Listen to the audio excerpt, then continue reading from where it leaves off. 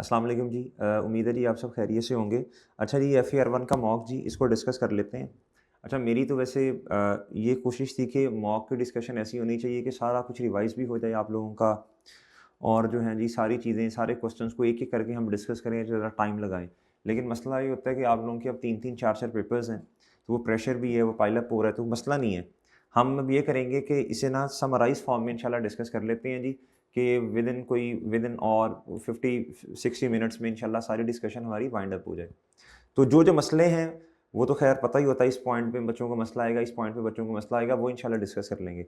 जी, सबसे पहले जी question number 6 में एमसीक्यूज़ वाला पोर्शन है जी। इसमें 10 एमसीक्यूज़ थे, सारे 1-1 मार्क्स के थे। आपसे पहले भी अर्ज़ की थी जी कि आपने क्या करना है, आपने जी सबसे पहले एमसीक्यूज़ वाला क्वेश्चन सॉल्व करना है जी। और प्लान ये दिया था कि 9 बज के 20 मिनट तक ये क्वेश्चन आपका सॉल्व हो जाना चाहिए, ठीक है जी? आपने रिक्वायरमेंट पढ़नी थी सारे क्वेश्चंस की, और दूसरा डायरेक्टली इस पे आ जाना था। जी, ये तो इम्पेयरमेंट वाला क्वेश्चन था जी, इम्पेयर आइए 36 का। इसमें देखिए जी, आपका जो है ना उसने क्या पूछा था, इम्पेयरमेंट लॉस पूछा था। तो बुक वैल्यू के साथ आपने रिकवरेबल अमाउंट का कंपैरिज़न करना था। और कहता है जी, आपने क्या बताना है, 2023 के एंड पे ना आपने बताना है जी कोई इम्पेयरमेंट लॉस तो नहीं है। एसेट खरीदा था 1 जन 2022 पे, उसकी जी कॉस्ट थी 240 और 5 साल लाइफ थी, तो बुक वैल्यू निकल आएगी जी। 2 साल एसेट को डेप्रिशिएट करना है आपने, 240 डिवाइडेड बाय 5 मल्टीप्लाई बाय 2, ये आपकी क्यूमुलेटेड डेप्रिसिएशन आ जानी है। कॉस्ट में से इसको माइनस करना है आपने, इधर कॉस्ट है जी, ये कॉस्ट, इसमें से आपने लेस कर देनी है क्यूमुलेटेड डेप्रिसिएशन, ये आपके पास बुक वैल्यू है। मेरा ख्याल है 144 आएगी जी। अच्छा, उसके बाद कहता है जी the plant's value in use and fair value less cost of disposal, ये वैल्यू इन यूज़ है जी, और ये है जी fair value less cost of disposal. इन दोनों में से जो हायर है 113, उसको 143 के साथ कंपेयर कर लें जी, 31 मिलियन का इम्पेयरमेंट लॉस आ जाएगा। रिकवरेबल अमाउंट कम है। उसके बाद ये एक एमसीक्यू था जी, कहता इस तरह का एक पास्ट पेपर का क्वेश्चन भी था जिसकी हमने ना एक ट्रांज़ैक्शन की थी। वो शेयर्स इश्यू किए थे, और जी हमने इक्विपमेंट खरीदा था। अब देखें, इसका ना कैश फ्लो पे कोई इम्पैक्ट नहीं है, किसी भी, ना तो कैश की आनियाँ ना जानियाँ। बहरहाल इसका जवाब ये था, it should not be presented, तो कैश फ्लो में तो आएगा नहीं, लेकिन इसका ना वो डिस्क्लोजर देना पड़ जाएगा। अच्छा जी, ये भी एक सिंपल क्वेश्चन था। एक है जी कॉस्ट मॉडल। कॉस्ट मॉडल फिर IAS 40 का सवाल था ये। कॉस्ट मॉडल के अंदर क्या होता है जी, आपने एसेट को डेप्रिशिएट करना होता है। एसेट की जो कॉस्ट है ना जी, वो है 35 मिलियन, और मेरे भाई 1 जन 2018 पे आपने एसेट खरीदा था, और जी आपने बेचा कब जी, 1 जन 2021 पे, 3 साल के बाद। तो इधर देखें जी, बुक वैल्यू 35 कॉस्ट है जी इसकी, आपने क्यूमुलेटेड डेप्रिसिएशन इसमें से जब माइनस करनी है तो वो कैसे निकलेगी, 3 साल है ना जी, आपने करना है जी लेस एक्यूमुलेटेड डेप्रिसिएशन। अब मैं इकट्ठा ही कर रहा हूँ ज़रा जल्दी-जल्दी में।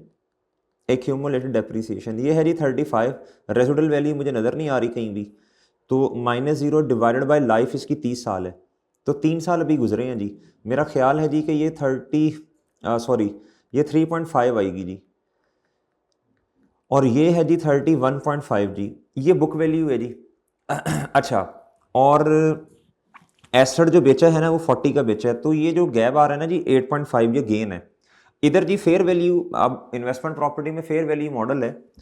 मैं कोशिश करूंगा खुद को कि मैं ना ज़्यादा डीप ना जाऊं, बस समराइज फॉर्म में चीज़ें बताऊं। दिल तो मेरा बहुत कर रहा है जी बताऊं सारा जी। ये IAS 40 में कॉस्ट मॉडल होता है, फेयर वैल्यू मॉडल होता है।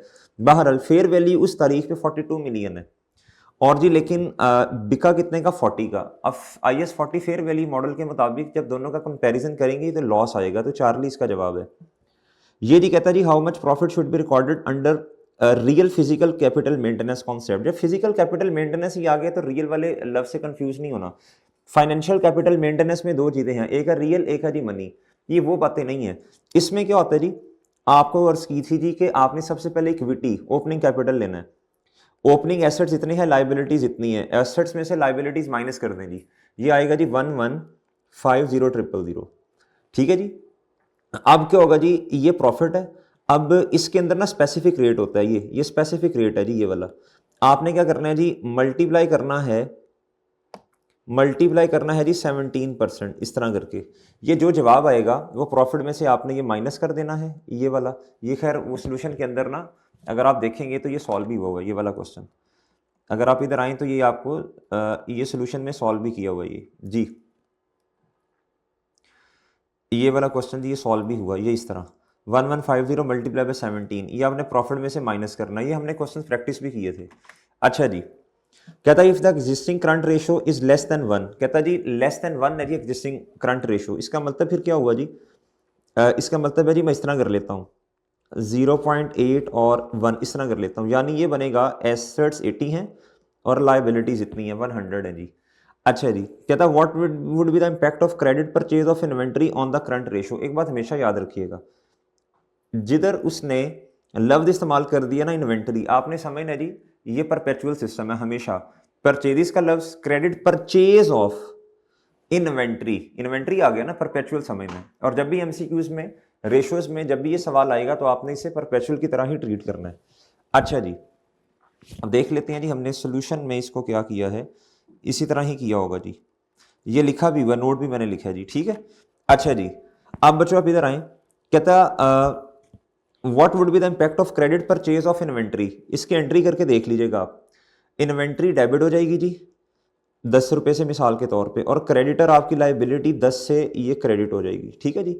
ये बढ़ के हो गया जी 90 डिवाइडेड बाय 100, ओके जी। अच्छा, अब देखो ऊपर वाला बढ़ रहा है, इंक्रीज हो रहा है 10 से, तो रेशो इंक्रीज होगी, लेकिन फिर भी रहेगी 1 से कम। आप जौन सी मर्जी दमशन ले लें, ठीक है, इनकी रेशो जो है इस तरह सेट हुई है कि ये 1 से ज्यादा नहीं हो सकेगी, इज लेस देन 1। जब है ही 1 से कम तो जितना मर्जी बढ़ाए, नीचे वाले ने रहना ही ज्यादा है, तो इसका जवाब होगा जी करंट रेशो वुड इंक्रीज, ठीक है। ले जी, उम्मीद है ये बात आपको समझ आई होगी। But would remain less than 1, इस पूरा जवाब अगर देखना है तो वो एक ए वैसे तो जवाब है, लेकिन आगे अगर आता तो ये आना था but would remain lower than 1, ठीक है। ये इसका पूरा जवाब है, ठीक है। बाहर वाली इधर ऑप्शन नहीं है तो अल्फा ये आ गया बस। कहता जी acid test ratio is a better measurement as compare to current. हाँ ये बात ठीक है। कहता जी operating cycle of entity A and entity B is 72 days and 41, तो ये 41 वाला सही हो गया ना, 41 ये ज़्यादा बेहतर है। अच्छा जी, ये तो खैर आसान से एमसीक्यू था, इसमें मसला नहीं है। कहता which two of the following factor would cause gross profit percentage on sale to be above than the expected level. ये आपको बात पहले भी समझाई थी अगर आपको याद हो जब रेशियोज पढ़ाई थी। एक तो ये होगा understatement of opening inventory. Opening inventory इसका ताल्लुक प्रॉफिट के साथ जी होता है जी इनवर्स। अब अगर ये कम है तो आपका ग्रॉस प्रॉफिट ज्यादा होगा, आपका प्रॉफिट ज्यादा होगा, तो एक्सपेक्टेशन से ज्यादा हो जाएगा। सेल प्राइस वर हायर देन एक्सपेक्टेड, ये जो सेल प्राइस है ना भाई, इसका ताल्लुक देखो सेल प्राइस बढ़ी है, कॉस्ट तो नहीं बढ़ी ना, तो जीपी बढ़ जाएगा। एक होता है वॉल्यूम, वॉल्यूम क्या होता है जी, वॉल्यूम का मतलब है जितने यूनिट्स सेल में बढ़ रहे हैं कॉस्ट में भी उतने यूनिट्स परचेजेस में भी बढ़ रहे होंगे, तो वॉल्यूम का कोई इंपैक्ट नहीं होता, सही है जी। वॉल्यूम की वजह से सेल भी बढ़ेगी कॉस्ट भी बढ़ेगी, तो इंपैक्ट कैंसिल हो जाएगा। तो इसके ये दो जवाब हैं जी। कहता जी ए बी सी है द करंट रेशियो 1.5 और 1, इसका मतलब ये होगा जी कि current assets are higher than 1.5 times than asset, और क्विक रेशियो 0.8 है जी। इन दोनों का जो डिफरेंस होता है ना जी वो इन्वेंट्री होता है, ठीक है, ये 1.5 और 0.8 का। Calculate the value of inventory if the current liabilities are 8 lakh, उसने लाइबिलिटी की अमाउंट भी बताई है। तो ये देखें जी, मैं पहले करंट रेशो कर लेता हूं जी, फिर मैं जी एसेट टेस्ट रेशो कर लेता हूं। ये ए आर वो है, ये 8 लाख है जी, तो 1.5 का मतलब मेरा ख्याल 12 लाख होगा। मेरे पास कैलकुलेटर नहीं है, अगर मैं कोई गलत बोल जाऊं तो आपने देख लेना, बहरहाल कॉन्सेप्ट तो वही होगा ना। अच्छा जी, अब ये जी इधर 8 लाख ही आएगा और इधर 0.8 का मतलब जी 80% इसका करें तो ये 6 ये आएगा। इन दोनों का जो डिफरेंस है ना बच्चों वो है जी 5,60,000, वो इन्वेंट्री है। ये उसने पूछा था इस क्वेश्चन में, ये सही होना चाहिए था। ये बच्चों ने गलत किया होगा अक्सर, लेकिन ये सही होना चाहिए था, इस तरह का सवाल करवाया भी था। In capital maintenance in which of the following the purchasing power capacity is constant ji. Purchasing power capacity किसमें ये होता है जी फाइनेंशियल कैपिटल मेंटेनेंस, ठीक है, ये किताब की लाइन है, पढ़ भी लीजिएगा। Which of the following is सही, interest paid may be classified as an operating, नहीं ये गलत है जी, ये गलत है, ये ऑप्शन नहीं। वो डिब्बा आपको बताया था, वो डिब्बा पढ़ लीजिएगा कैश फ्लो में, जिसमें वो ऑप्शंस दिए, इसमें भी आ सकती है चीज, इसमें भी आ सकती है। ये कहता है जी दोनों के अंदर कहता है जी भाई जवाब तो दोनों में सेम आएगा, चाहे वो इनडायरेक्ट मेथड हो चाहे डायरेक्ट हो, तो ये दोनों गलत हैं, ठीक है, ये आएगा जवाब। अच्छा, अब जी आपने कोशिश करके 9:20 तक ये खत्म करना था, उसके बाद आपने देखना था कि अब आपने आगे सवाल कौन से लेके चलने हैं जी। तो कोई भी सवाल आप उठाते, खैर ये वाला क्वेश्चन जो था ना क्वेश्चन नंबर 3, ये सादा सा सवाल था KE uses periodic inventory method, कहता गुड्स आर सोल्ड। ये आसान सवाल था, इम्पैक्ट आपने ग्रॉस प्रॉफिट और नेट प्रॉफिट पे बताना था। इसका बी वाला portion correction of error node था, ये भी बड़ा सिंपल था, इसमें भी कोई मसला नहीं था। 2024 है ना, तो आपने 24 की गलतियां तो नहीं बतानी लोगों को। हाँ, प्रायर ईयर पिछले साल का मसला था तो वो आपने बता देना था, वो 23 में मसला है। अच्छा जी, कहता जी इस पे आ जाए, कहता ग्रॉस प्रॉफिट ये है और नेट प्रॉफिट ये है जी, वो आपने फॉर्मेट बना लेना था। कहता जी इनवॉइस 1,23,000 की debited to purchases but goods were received after the year end. जी ठीक है, तो आपके पास जब चीज़ ही नहीं है, परचेजेस आप रिकॉर्ड ही नहीं कर सकते किताबों में, ठीक है जी। तो ये किताबों में परचेजेस नहीं रिकॉर्ड होनी चाहिए थी, तो अगर हुई है तो परचेजेस को क्रेडिट कर दो ना। पे क्रेडिटर डेबिट परचेजेस क्रेडिट, जब ये होंगी तो परचेजेस प्रॉफिट और लॉस वाली आइटम है, ये क्रेडिट साइड पे आ रही है, इससे प्रॉफिट बढ़ेगा और परचेजेस जीपी से ऊपर आती हैं। अब जब जीपी से ऊपर आएंगी तो ग्रॉस प्रॉफिट भी बढ़ जाएगा और नेट प्रॉफिट भी बढ़ेगा। सोल्यूशन इसका देख लीजिएगा, दोनों बढ़ जाएंगे।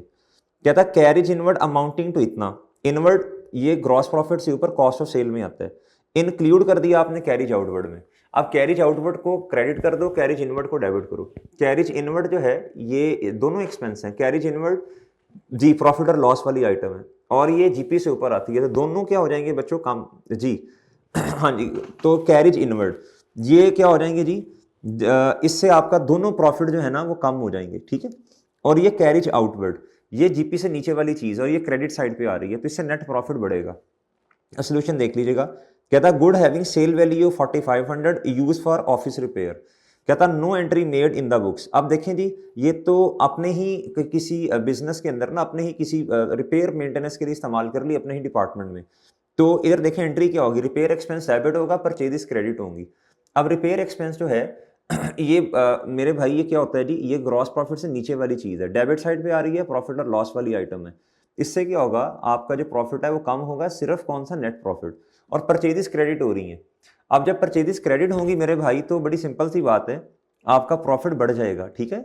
एक्सपेंस कम हो रहा है आपका, कौन से वाला, ये कॉस्ट ऑफ सेल से सॉरी जीपी से ऊपर वाली चीज़ है ना, तो दोनों प्रॉफिट आपके इंक्रीज होंगे। ये तो सादा सवाल था।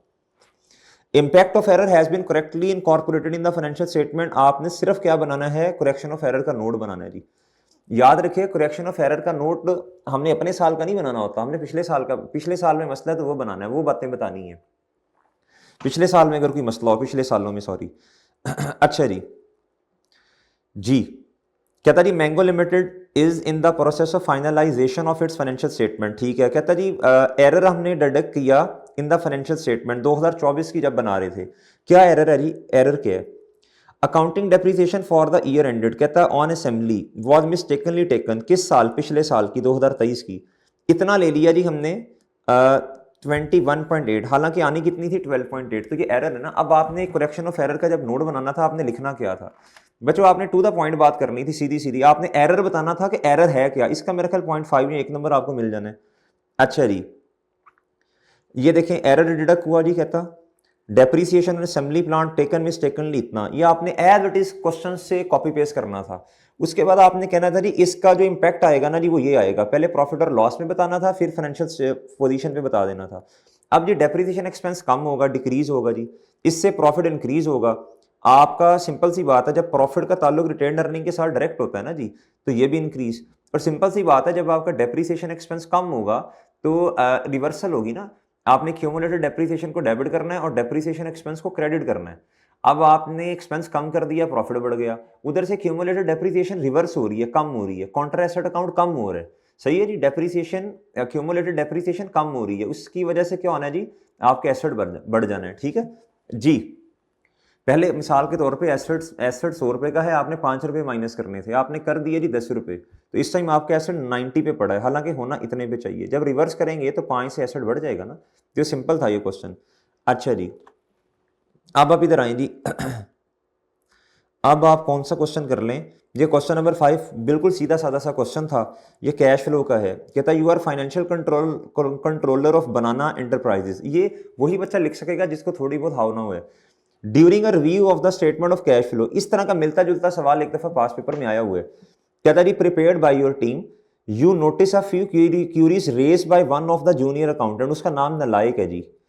अब देखें, आप लोगों ने माशाल्लाह FAR 1 में कैश फ्लो पढ़ी, फिर भी आती ना हो, उधर फर्म में जाके गलतियां करो तो बच्चे फिर वो बातें सुनने को मिलेंगी, इसलिए चांद पढ़ लेते हैं चीज़ें गौर से। नालायक भाई क्या कह रहे हैं, कहता है उन्होंने क्यूरीज रेज की और and provide brief explanation of each query, कहता आपको कहा जा रहा है कि आप उसकी क्यूरीज का रिप्लाई करें जी। Why depreciation is added back to the profit in the operating activity section of the statement of cash flow. तो बड़ी सिंपल बात है, आपके लिए इंटरेक्ट मेथड के अंदर हमारा सवाल शुरू होता है जी प्रॉफिट बिफोर टैक्स से, उसके अंदर डेप्रिसिएशन शामिल होती है। हालांकि हम कैश फ्लो स्टेटमेंट बना रहे हैं, तो क्या उसका नाम है जी, हम कैश फ्लो स्टेटमेंट जब बनाएंगे तो ये नॉन कैश एक्सपेंस है, इसको हम ऐड बैक कर देंगे। सिंपल 2 लफ्ज, आपने 1.5 लाइन में बात खत्म कर देनी थी, इररिलेवेंट बातें करने की जरूरत ही नहीं है जी। The sale of equipment was included in the investing activity section, ठीक है जी, सेल ऑफ इक्विपमेंट उधर आ रहा है जी, but he is unsure why the full amount was not considered as a cash inflow. उसे को चाचू फुल अमाउंट कैसे आएगी, मिसाल के तौर पर ये एसेट 100 रुपए का खरीदा, डेप्रीशिएट होने के बाद दी बुक वैल्यू 60 रुपए, अब एसेट बेचा तो एसेट आपका जो है वो क्या उसका नाम है जी बिक गया 30 रुपए का, 40 का, जितने का भी बिका, वो फुल अमाउंट से पता नहीं क्या चाह रहा है, या बुक वैल्यू कहना चाह रहा है, वो ये कहना चाह रहा है कॉस्ट या बुक वैल्यू वो की किताबों में नहीं आती है। आपने से कहना भाई इन्वेस्टिंग एक्टिविटी में तो आपने प्रोसीड्स लेनी होती हैं, जितने पैसे आपको मिले एसेट को बेच के, सेल प्रोसीड्स, और अगर आपने एसेट खरीदा है तो उसकी परचेज अमाउंट आ जानी जो आपने पे की है, पेमेंट, कैश फ्लो की बात कर रहे हैं, कैश का बहाव फ्लो, ठीक है जी। तो कहना आप ये बात सही नहीं है, इधर तो सेल प्रोसीड्स आनी है, ना कि क्या उसका नाम है वो तो जितने का एसेट लिया वो तो क्या बैलेंस शीट की बातें हैं ना। DEL purchase inventory throughout the year, but total purchase of inventory were not shown in the statement. अच्छा, however only decrease in inventory was added। आपने उसे कहना जी इनडायरेक्ट मेथड के अंदर हम प्रॉफिट बिफोर टैक्स से सवाल शुरू करते हैं, ठीक है जी। आपने कहना उसके अंदर सारी परचेज आ रही होती हैं। अब हमने क्या करना है जी, एक हमारी एक्टिविटी का नाम है जी जिससे हम चेंजेस नहीं लेते वर्किंग कैपिटल की। आपने कहना वर्किंग कैपिटल चेंजेस में जब हम इन दोनों की स्टॉक की चेंज ले लेंगे तो ऑटोमेटिकली वो प्रॉफिट बिफोर वो उसका जो जितना चेंज आ रहा होगा वो ऑटोमेटिकली एडजस्ट हो जाएगा ना। ये मैंने एक दिन लॉजिकल समझाया भी था शायद। प्रॉफिट बिफोर टैक्स में वो कॉस्ट ऑफ सेल तो पड़ी हुई है मेरे भाई, अब आपने जब ओपनिंग क्लोजिंग का वो डिफरेंस ले लेना है तो ऑटोमेटिकली मेरे भाई क्या उसका नाम है जी वो इम्पैक्ट जो है ना वो आ जाना है आपका, सही है जी। तो ये मैंने एक दिन बड़ा क्या उसका नाम है जी लॉजिकली एक्सप्लेन भी की थी बातें। तो सारी सिर्फ चेंज लेनी है आपने, ओपनिंग और क्लोजिंग स्टॉक आ गया, और कॉस्ट ऑफ सेल में तो वैसे चीजें आ रही हैं, पीबीटी में पड़ा हुआ है। तो आपने कहना ये वर्किंग कैपिटल चेंजेस में सिर्फ चेंज आ रही होती है, ना कि पूरी amount. Issuance of bond was shown as financing activity, but उनका ख्याल है he might also impact operating. तो भाई ऑपरेटिंग एक्टिविटी में कैसे आना है, इश्यूएंस ऑफ बॉन्ड जो है, बॉन्ड को इशू करके जो पैसे आए, ये आपने पैसा इकट्ठा किया ना, तो ये फाइनेंसिंग एक्टिविटी में आना है। तो उसके बाद ये ऑपरेटिंग एक्टिविटीज में तो नहीं आएगा, ऑपरेटिंग एक्टिविटी में इसने क्यों आना है, ये तो बड़ी सिंपल सी बात है मेरे भाई, सोल्यूशन देख लेते हैं। कहता जी ठीक है, इट में impact the companies overall financial structure, ठीक है, कैश रिसीव फ्रॉम बॉन्ड, ठीक है। कहता ऑपरेटिंग एक्टिविटीज में तो डे टू डे वाली चीजें आ रही होती हैं ना, इसने थोड़ी आना इसके जो पैसे इधर से जो आए हैं। He observed that purchase of land was not reflected in the investing activity, as he wonders if it was an oversight। हाँ ये बात सही कह रहा है आपने, इधर अब गौर से बात आपने कहना, अगर तो लैंड जो है, लैंड वो आपने पेमेंट की है लैंड की, ठीक है जी, आपने कैश का कैश आउटफ्लो हुआ, तो आपने कहना जी ये आपने इन्वेस्टिंग एक्टिविटी में लिखना है। हाँ अगर आपने शेयर्स वगैरह इशू करके लैंड लोन ले ली तो फिर तो नहीं आएगा ना, फिर भी तो एमसीक्यू भी डिस्कस करके आए हैं। अगर पैसे की मूवमेंट हुई है, पैसे कम हुए हैं जी, एंट्री क्या हुई है जी, कैश या बैंक क्रेडिट और लैंड डेबिट, तो आपने कहना हाँ ये आपने बात कर देनी है ये वाली, मेरे ख्याल सोल्यूशन में ये बात नहीं है। आपने कहना जी अगर तो आपने पेमेंट की है, कैश आउटफ्लो हुआ है, तो बिल्कुल इधर नहीं आ रहा, तो देयर इज द पॉसिबिलिटी कि ओवरसाइट है, सही है, इस तरह करके आपने बात कर देनी है। चलें जी, ये वाला हो गया जी, ये पढ़ लीजिएगा एक दफा सोल्यूशन। अच्छा उसके बाद ना जी इधर आइएगा, ये क्वेश्चन नंबर 2 था। ये प्लानिंग बड़ी जरूरी होती है, प्लानिंग बड़ी जरूरी है।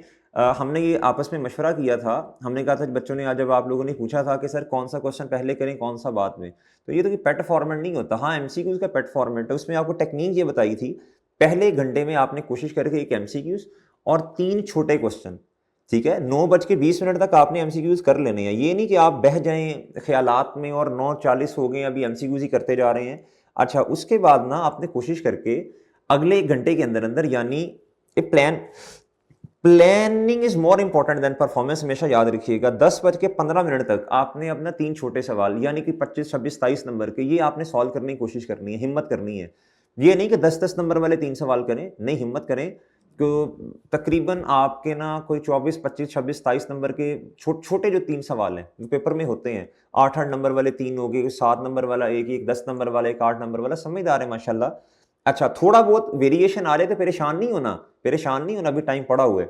मैं 25-26 नंबर ये आपने कर लिए, 10 एमसीक्यूज़ के आपका 1 घंटे में ना सीधी-सी बात है भाई, आपका ना तकरीबन कोई 32-33 से लेके अगर 35 नंबर का पेपर सॉल्व होता है प्लान अच्छा करके, भाई आपको बड़ा कॉन्फिडेंस आएगा इंशाल्लाह, ठीक है।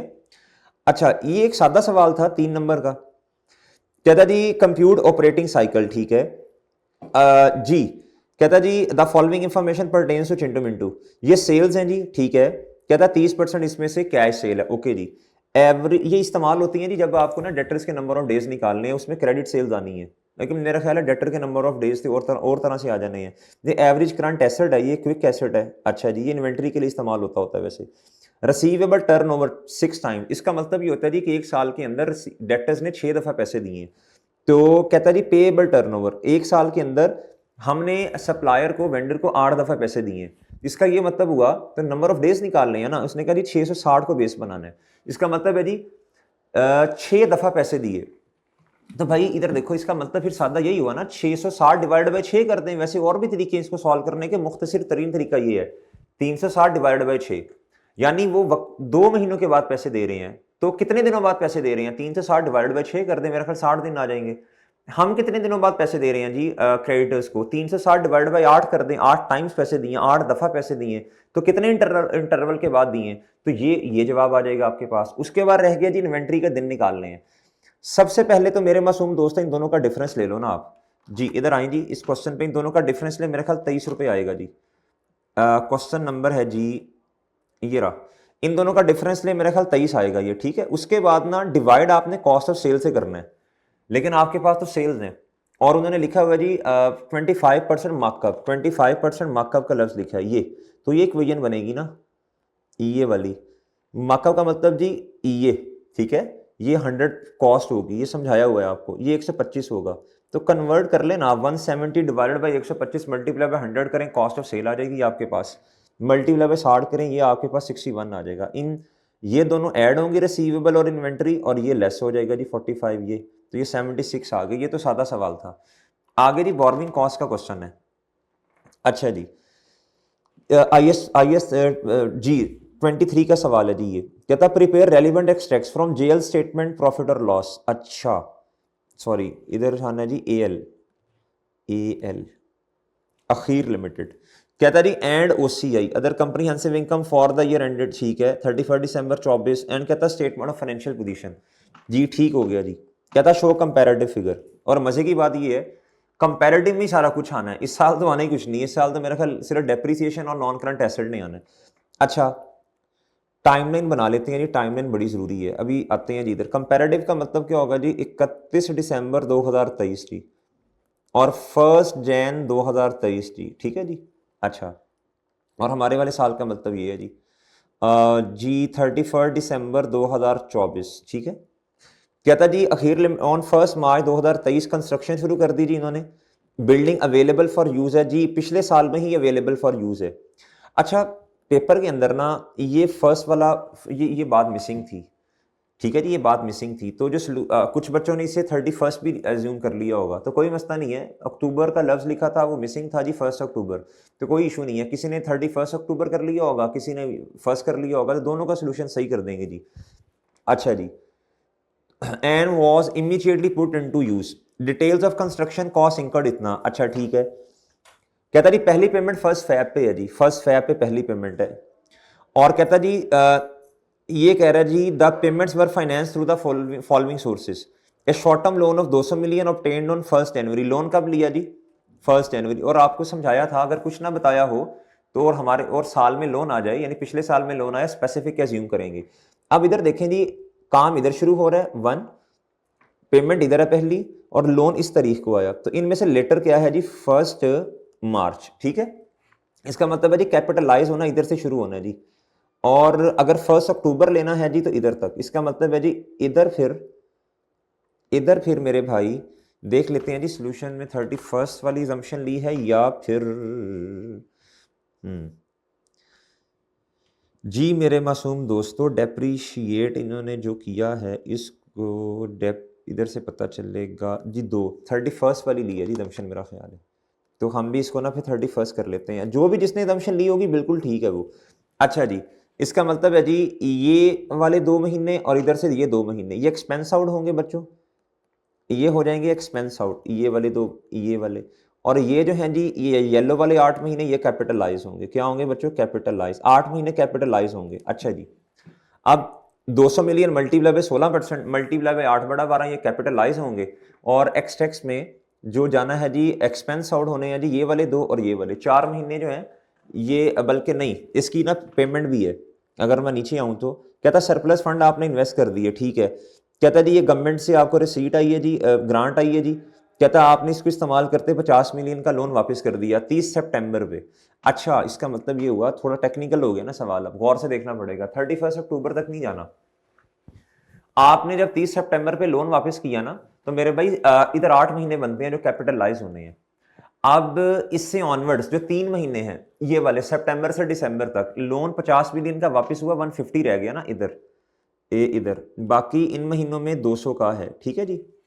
अब बहुत तवज्जो से बात सुननी है, 200 महीने 200 का लोन ये सितंबर तक रहा यानी 9 महीने, उसमें से 7 महीने तो कैपिटलाइज होनी है, 2 एक्सपेंस आउट होनी है। ये सोल्यूशन में देख लीजिएगा, 200 multiply by 16% multiply by 7/12 capitalise होना है, और 200 मल्टीप्लाई बाय 16 और मल्टीप्लाई बाय 2/12 ये आपका एक्सपेंस आउट होना है। आगे अब बच्चों ये जो 3 महीने अगले वाले हैं ना, इधर लोन 150 का रह गया, जिसमें से 2 महीने कैपिटलाइज होनी है, 1 महीना क्या होना है जी, वो आपका अल्लाह भला करे वो होना है मेरे मासूम दोस्तों एक्सपेंस आउट, ठीक है। तो ये आपका इंटरेस्ट एक्सपेंस आ गया जी, ये इसमें तो मसला नहीं होगा किसी को, ये आ गया जी। ये बिल्कुल उसी तरह, सॉरी ये तो वो है ना जी, ये बिल्कुल उसी तरह ये आप शेयर्स कर दी, ठीक है। अच्छा जी, 150, हाँ मैं मेरा ख्याल, जी बिल्कुल, मैं इधर गलत तो नहीं बोल गया, ये एक्सपेंस आउट होना जी 2 महीने, 1 महीना सॉरी कैपिटलाइज होना, मेरा ख्याल मैं उल्टा बोल गया हूँ। चलो बहरहाल जो भी है। अच्छा, अब मेरे भाई आपने लेस इसमें से क्या करनी है जी, इन्वेस्टमेंट इनकम। अब लोन तो आपके पास पड़ा हुआ था 1 जनवरी 2023 पे, ठीक है सर, और 1 फैब पे आपने पेमेंट की, तो 200 में से 120 किस दिन चले गए 1 फैब पे। इसका मतलब है 200 मिलियन इन्वेस्ट हुआ, 10% इसका रेट है नीचे, 10% मल्टीप्लाई बाय 1/12 प्लस 120 को फिर आपने उठाया बच्चों, और ये तो आगे इन्वेस्ट होता रहा कब तक, इधर तक, फैब मार्च अप्रैल मई जून और जुलाई 6 महीने, जिसमें से हमारा कैपिटलाइज वाला क्राइटेरिया तो इधर जाकर मीट हुआ ना 1 मार्च में, तो 1 महीना ये वाला जो है 10% मल्टीप्लाई बाय 1/12, ये तो आपने उधर रख देना ना जी, किधर भला, उधर इन्वेस्टमेंट में, जी इन्वेस्टमेंट इनकम प्रॉफिट और लॉस में चली जानी है। बाकी जो है ना फिर मेरे मासूम दोस्त 1 मार्च से लेके ये 1 जुलाई तक ये 5 महीने बनते हैं, 120 मल्टीप्लाई बाय 10 मल्टीप्लाई बाय 5/12 ये कैपिटलाइज होना है, ठीक है जी। उम्मीद है मेरी बात समझ गई है। अच्छा, फिर 1 जुलाई पे आके 90 मिलियन की पेमेंट है। अब ये जो 90 मिलियन की पेमेंट है, अब आपके पास पैसे 80 मिलियन बचे थे, सही है जी। बाकी 80 तो चला गया जी, 80 चला गया, अब हमारे पास सरप्लस फंड पड़ा ही नहीं है जिसको अब आपने इन्वेस्ट करना है। बाकी मेरे भाई वो कहता है ए एंड बी ये सोर्सेज हैं जी, जी कहता 10 मिलियन इसमें से गया होगा ए में से, स्पेसिफिक लोन में से, बाकी फिर ये गवर्नमेंट ग्रांट श्रांट इस तरह की बातें पता नहीं है, बहरहाल जो भी है। अच्छा नीचे आइएगा, हाँ नहीं नहीं, 80 मिलियन इधर से चला गया, स्पेसिफिक जो पड़ा था 10 मिलियन ये ग्रांट है जी। कहता है जी ये 1 जुलाई 2023 पे grant I in respect of the building. कहता remaining amount is paid through the from the grant receive, okay जी।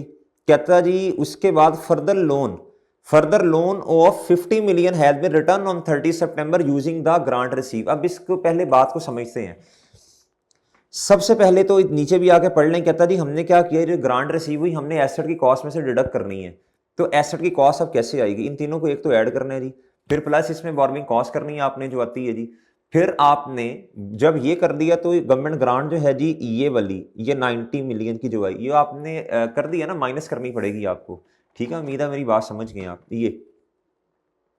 ये चीज ना 280 की ये जो कॉस्ट इनकर्ड हुई, 90 आपने ये माइनस किया।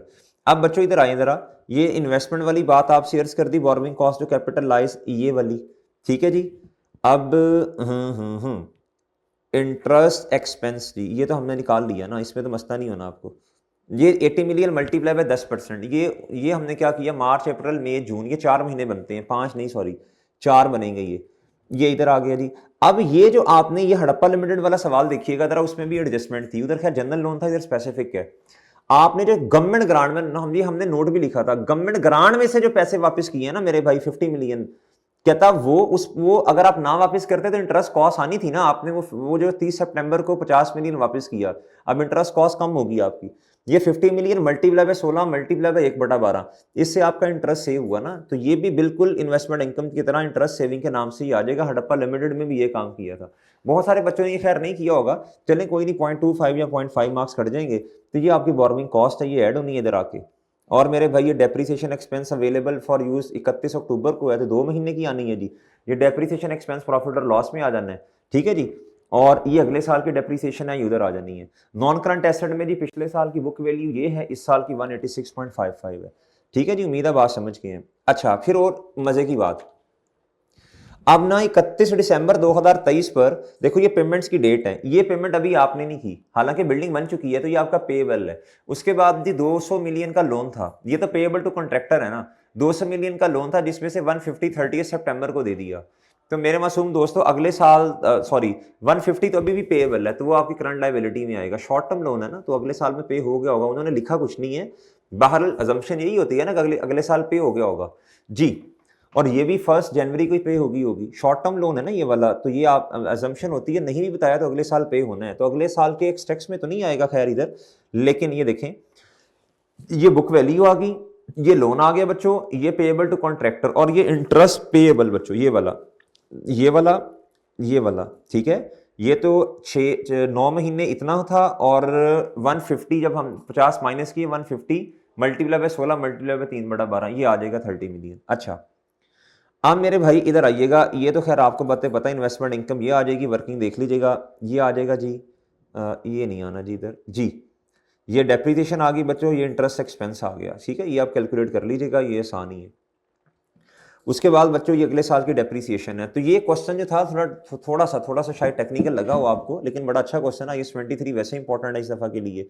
अच्छा जी, उसके बाद ना जी मेरे मासूम दोस्तों क्वेश्चन रह गया जी, क्वेश्चन, अच्छा अब मैं तो खैर सीक्वेंस में डिस्कस करूंगा, जब आपके ये 3 सवाल हो गए, अब आपने कोशिश करनी है, अब आपका हाथ चलना शुरू हो गया, अब आपने कोशिश करके ना अगले 1 घंटे में, अब आपने कोशिश करनी थी कि एक आपका बड़ा सवाल हो जाए 17 नंबर का, ठीक है जी, फिर उसके अलावा जी आपके कोई तकरीबन 35 नंबर का पेपर आपने सॉल्व करने की कोशिश करनी है जी अगले 1 घंटे में।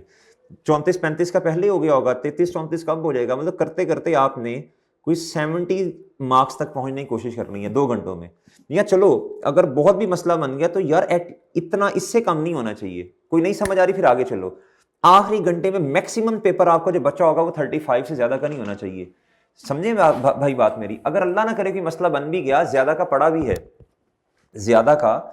भी है तो परेशान नहीं होना, फिर आखिरी 1 घंटे में चलो आपका 60 62 63 का है, फिर भी 37 38 नंबर का है, तो कुछ ना कुछ तो बंदा करता ही है ना, आप थोड़ी स्पीड ज्यादा करें, और आखिरी घंटे में वैसे भी दिमाग ज्यादा चल रहा होता है, तो स्पीड अप हुआ होता है बंदा, तो कर के इंशाल्लाह कोई 90-95 तक तो पहुंचेंगे ना, बस हिम्मत कोशिश करनी है, परेशान नहीं होना किसी पॉइंट पे।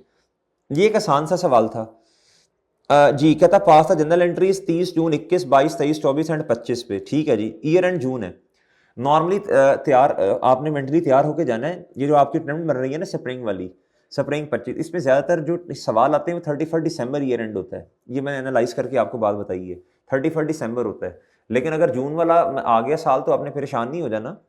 1 जुलाई पे ग्रांट मिली 25 मिलियन की, उसमें शर्त लगी हुई है, शर्त क्या है जी, प्लांट मिला आपको, शर्त ये है, नीचे आके बताइए, कहता जी ये बताई हुई है, कहता वन ऑफ द, ये आपने क्वेश्चन पढ़ा होगा, टर्म ये शर्त है of grant is to provide 60% paid training internship, यानी वो उस प्लांट पे काम करेंगे ना जी, कहता उनको ट्रेनिंग देनी है, to the graduates of national residents of the Sahiwal city for the period of 4 साल।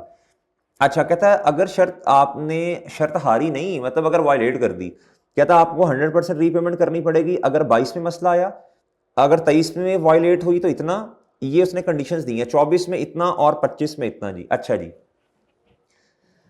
अच्छा मेरे भाई अब आए जी इधर, ये ग्रांट की एंट्री क्या होनी है जी, आपने कहना जी कैश या बैंक डेबिट शर्त लगी है तो डेफर्ड ग्रांट लायबिलिटी यानी क्रेडिट, उसके बाद प्लांट आया 80 मिलियन का, इंस्टॉलेशन कॉस्ट ये है, तो 85 मिलियन से प्लांट डेबिट कर दें। कुछ बच्चों ने लहदा एंट्री भी की होगी, 80 की लहदा, 5 की लहदा, इंस्टॉलेशन की लहदा, ये भी ठीक है। खैर, प्लांट डेबिट कैश या बैंक क्रेडिट।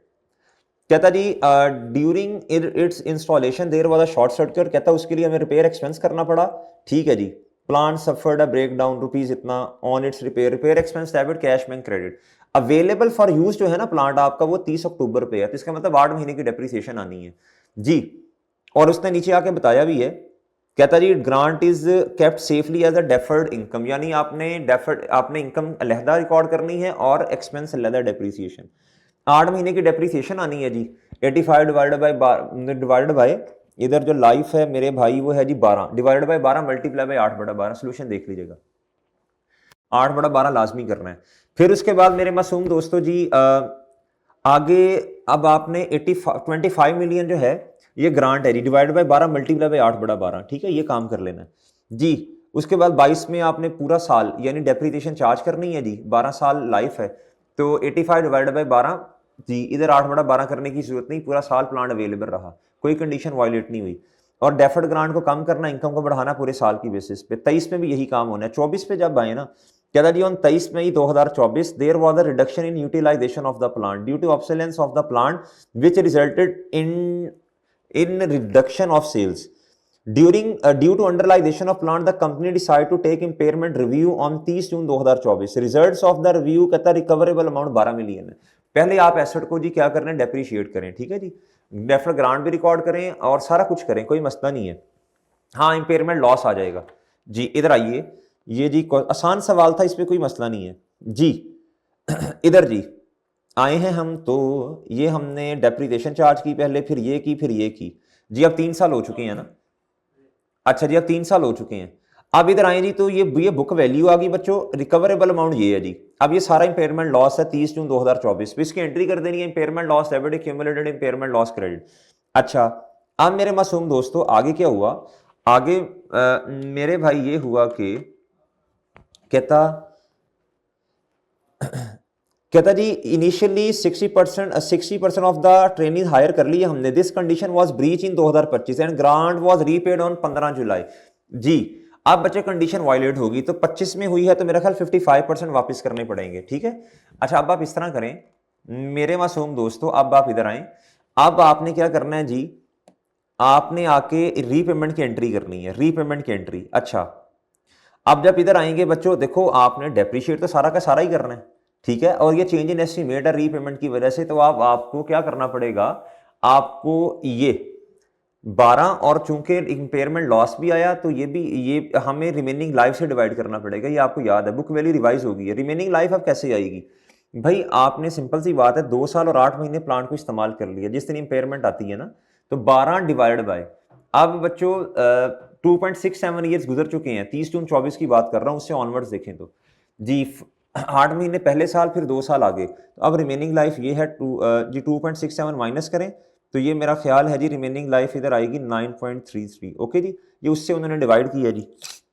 अच्छा, बहरल इधर आए जी, इधर देखें, अब बच्चों इधर आए जी, और इधर आकर अगर आप देखें तो ये डेप्रिसिएशन चार्ज की उन्होंने 1.29 की, इसकी एंट्री तो आपने कर दी होगी ना, इसका तो मसला नहीं है। अच्छा, नेक्स्ट आए बच्चों, नेक्स्ट आए आप, और ये जी अब आपने जी कैश कितना पे करना पड़ा आपको, बल्कि कैश नहीं पेबल है, वो तो 15 जुलाई को 15 दिन के बाद जाके होना है। ये इसका 55% इतना बनता है जी। ये आपको सिखाया था 13.75 जितनी की रीपेमेंट है, डिवाइडेड बाय 12, कितने साल गुजर गए 2.67, वो ये आ गया, और ये बैलेंसिंग डेफर्ड इनकम आनी, यही तरीका आपको सिखाया था। तो ये क्वेश्चन उम्मीद है आपने कर लिया होगा, ये कोई टेक्निकल सवाल नहीं था। अच्छा जी, एक दो स्टूडेंट्स के साथ डिस्कशन हुई, तो उन्होंने बताया, उन्होंने कहा सर हम ये समझे कि ये ग्रांट मिली ना, ये 2 कामों के लिए है, एक है प्लांट खरीदने के लिए, एक है इंटर्नशिप देने के लिए। मैं कहा भाई ये किधर लिखा हुआ था, तो ये गलत कर गए ना वो। उन्होंने कहा जी 60% ग्रांट हुई, समझे कि मिली है इंटर्नशिप के लिए और 40% प्लांट के लिए। तो मैंने कहा भाई सवाल फिर सही पढ़ा नहीं है आपने, तो ये सवाल को बड़े गौर से पढ़ना होता है। बहरहाल उनको मार्क्स तो मिल जाएंगे, लेकिन ये जो 60% बाइफिकेशन की ना, उसकी वजह से वो क्वेश्चन सारा सही नहीं होगा। बहरहाल 70-80% मार्क्स तो फिर भी वो ले ही गए होंगे जी। अच्छा जी, अब बच्चों हमने क्वेश्चन हमारा जी इसका रह गया जी, क्वेश्चन नंबर 1 रह गया। मैं तो खैर एक सीक्वेंस में कर रहा हूं। अच्छा, क्या था, prepare statement of changes in equity, ठीक हो गया। अच्छा मेरे भाई, statement of changes in equity जब आपने बनानी होती है ना, तो एक बात का ख्याल रखना है, कहता है टोटल कॉलम नहीं बनाना इंक्लूडिंग कंपैरेटिव, कंपैरेटिव भी नहीं बनाने। जब आपने statement of changes in equity बनानी, एक एक चीज़ का ख्याल करा करो, इस टेबल को लाजमी पढ़ा करें गौर से। वो जो स्टूडेंट थे उन्होंने ये गलती भी की, उन्होंने डिस्कस किया तो ये गलती भी की ना, 2022 का जो डिविडेंड है फाइनल वाला 23 में आएगा ना, और बच्चों ये 15 का जो डिविडेंड है बच्चों ये 2024 में आ रहा होगा, ये जो 15% है 23 का, 24 हमारा साल, और ये इंटरम डिविडेंड है ये भी हमारे साल में आएगा, ठीक है। अच्छा आप शेयर्स की थी, अब हमने 23 भी बनाना 24 भी बनाना, ठीक है जी। अब 23 में पहले सान वाली बातें ले लो, डिविडेंड शिविडेंड ले लो। अच्छा लेकिन एक मसला था, इधर जो शेयर होल्डर की इक्विटी दी है ना बच्चों, 1 जनवरी 2024 पे दी है उन्होंने। हमारा सवाल तो शुरू होना जी 1 जनवरी 2023 पे, तो ये एक मसला आ गया। अब लेकिन इतना मसला भी नहीं है जी, 110 मिलियन है, कितनी है जी 110। अब ये तो साल के एंड पे है, अब आप अगर इधर आए इसके सोल्यूशन पे आए बच्चों, ये तो साल के एंड पे है, इसका टी काउंट देखें। अब रिवर्स वर्किंग करनी पड़नी थी थोड़ी सी, इधर आए जी, इधर ये शेयर कैपिटल का काउंट है, ये इस जगह पे उन्होंने आपको ये वाली अमाउंट दी, ठीक है। अगर आप ये काउंट बना रहे होते शुरू से, इधर आपके पास ओपनिंग होता, इधर पिछले साल का वो जो डिविडेंड है वो बोनस वाला डिविडेंड, रिटेन अर्निंग डेबिट होनी है मेरे भाई, डिविडेंड है ना रिटेन अर्निंग डेबिट, और बच्चों क्या क्रेडिट होना, शेयर प्रीमियम प्रूमियम तो छोड़े ना, वो तो है ही नहीं ना जी, एंट्रीज पक्की करें, रिटेन अर्निंग डेबिट होनी है मेरे भाई, और क्रेडिट क्या हो जाना है मेरे मासूम दोस्तों, शेयर कैपिटल। तो शेयर कैप ये इस तरह होना था ना, इसका मतलब है ये अमाउंट इस टाइम कितने पे पड़ी है, ये सॉरी 110 आएगा ना इधर, ये अमाउंट इस टाइम 110 आना ना, 116 पता नहीं क्यों लिखा है, ये 110 आएगा, ये अमाउंट इस टाइम 116% पे पड़ी है, ठीक है जी। इसका मतलब है ये 100 है, इसमें ये 16% का ये, तो ये अमाउंट 116 पे पड़ी है। अब आपने क्या करना था, आपने ये करना था बच्चों 110 डिवाइडेड बाय 116 मल्टीप्लाई बाय 16 ये निकाल लेना था, या आप इसको डायरेक्ट निकाल लेते, आप कहते जी 110 डिवाइडेड बाय 116 मल्टीप्लाई बाय 100, तो ये आ जाना था, तो ये डिविडेंड है, ठीक है जी। अब ये तो ये आपके ये बैलेंसिंग फिगर आनी थी, ये रिवर्स वर्किंग होनी थी, और ये इसकी एंट्री रिटेन अर्निंग्स में भी जानी थी, ये रिटेन अर्निंग्स बच्चों ये रहा, ये रहा इधर 15 पॉइंट समथिंग आना, अगर मैं राउंड ऑफ ना करूं ये, ठीक है बच्चों, ये इधर क्रेडिट इधर डेबिट, रिटेन अर्निंग्स डेबिट। अच्छा अब इसी तरह मेरे भाई रिटेन अर्निंग्स भी जो है ना वो आपको दी हुई हैं अल्लाह के बंदो, ये 47 मिलियन, ये साल के एंड की हैं, तो साल के शुरू में जाना था हमने, तो इधर प्रॉफिट आपको दिया हुआ है, इधर प्रॉफिट आपको ना पिछले साल का दिया है, ये प्रॉफिट है 2023 का, ये वाला ये 2023 का प्रॉफिट है आपके पास, ठीक है जी। ओपनिंग रिटेन अर्निंग्स जी साल के शुरू वाली, पैट ऐड होगा, डिविडेंड माइनस होगा, और बच्चों क्लोजिंग आ जाएगा। अब आए टी काउंट पे इसके, ये नहीं था आपके पास, ये नहीं था बच्चों, ये नहीं था। अच्छा जी, तो था क्या, ये क्लोजिंग थी, और इधर से ये वाली अमाउंट आपने लिखी, ये पैट आपके पास था, तो ये बैलेंसिंग आ जाना है, ठीक है। पहले हम क्या निकालते हैं, ये बैलेंसिंग निकालते होते हैं, आज ये बैलेंसिंग आ गया, कोई मसला नहीं है जी। तो इधर से काम शुरू होना था जी। अच्छा अब ये 2024 का प्रॉफिट है, अच्छा जी, ये सरप्लस आया during the year, during the year का मतलब क्या जी 2024 है, सही है बच्चों, 23 होता तो बताता। ये 1 जुलाई ये भी 24 की ट्रांजैक्शन है, ये भी 24 की ट्रांजैक्शन है, लेकिन एक मसला आया 1 जनवरी 2022 पे ना, ये इन्वेस्टमेंट प्रॉपर्टी है, पहले जी ये एसेट खरीदा होगा, पहले मॉडल था जी कॉस्ट, अब क्या हो गया बच्चों, अब हो गया जी फेयर वैल्यू। अब कॉस्ट मॉडल में तो आपने डेप्रिसिएशन चार्ज करनी है, फेयर वैल्यू मॉडल पे तो फेयर वैल्यू आनी है जी, इंक्रीज या डिक्रीज अपडेट होनी है वैल्यू, और ये 8% का इंक्रीज है। अब बच्चों दो काम होने हैं, एक तो पॉलिसी के चेंज होने की वजह से डेप्रिसिएशन की रिवर्सल है, और ये सीधा लाइन मेथड है, स्ट्रेट लाइन है, तो 220 मिलियन। अच्छा और ना ये बच्चों 20 मिलियन, और ये क्या है जी रेसिडुअल वैल्यू, ये है 220 में से 20 मिलियन माइनस करें, और मजे की बात है जी 50% of the cost having estimated 15 cost building, 50% cost building को रिप्रेजेंट कर रही है, तो इसका मतलब है जी 220 मल्टीप्लाई बाय 55%, ठीक है, जब डेप्रीशिएट आपने करना है तो, और मेरे भाई इसमें से 20 मिलियन रेसिडुअल वैल्यू माइनस करनी है, और लाइफ इसकी जो है जी अल्लाह भला करे वो 15 साल है, ठीक है जी, तो इसकी डेप्रीसिएशन आपने निकाल लेनी है। अच्छा ये सवाल इस तरह का किया भी हुआ है हमने, ये हर साल की साथ साथ है, स्ट्रेट लाइन मेथड है, 22 में खरीदा था ना, 22 23 24, ये रिवर्स होनी है, ये एंट्री सही की हुई है, लेकिन इसको रिवर्सल करना है, जब आप ये हुआ होगा ना ओल्ड पॉलिसी के मुताबिक, अब जब आप इसको रिवर्स करेंगे तो depreciation expense credit, investment property debit, या जो भी बहरहाल आपने करना है एक्यूमुलेटेड जो है उसका तो खैर इंपैक्ट नहीं है ना, ये प्रॉफिट और लॉस वाली चीज देखनी है, ये डेबिट साइड पे आ रही है, तो मेरे भाई जब रिवर्स करेंगे तो क्रेडिट हो जाएगी ना, तो आपका प्रॉफिट बढ़ जाएगा। अब मसला ये हमने तो 23 से सवाल शुरू करना है, 23 से प्रॉफिट तो 23 में बढ़ा लेंगे 24 में, ये ओपनिंग का इंपैक्ट है, यानी 23 से पीछे सालों का। तो इससे क्या करना है, हमने क्या करना था बच्चों, इसमें ओपनिंग में जाके इसको ऐड करना था, सही करना था। और दूसरी बात बच्चों, जब आप फेयर वैल्यू बढ़ाएंगे, आपका एसेट 220 पे है ना, तो 8% से इंक्रीज करेंगे 238 आएगा, ये अगले साल 238 पे है, तो ये 8% करेंगे तो ये और ये आ जाएगा। ठीक है जी। अब ये तो 23 में सही होगा, ये होगा बच्चों 2024 में सही।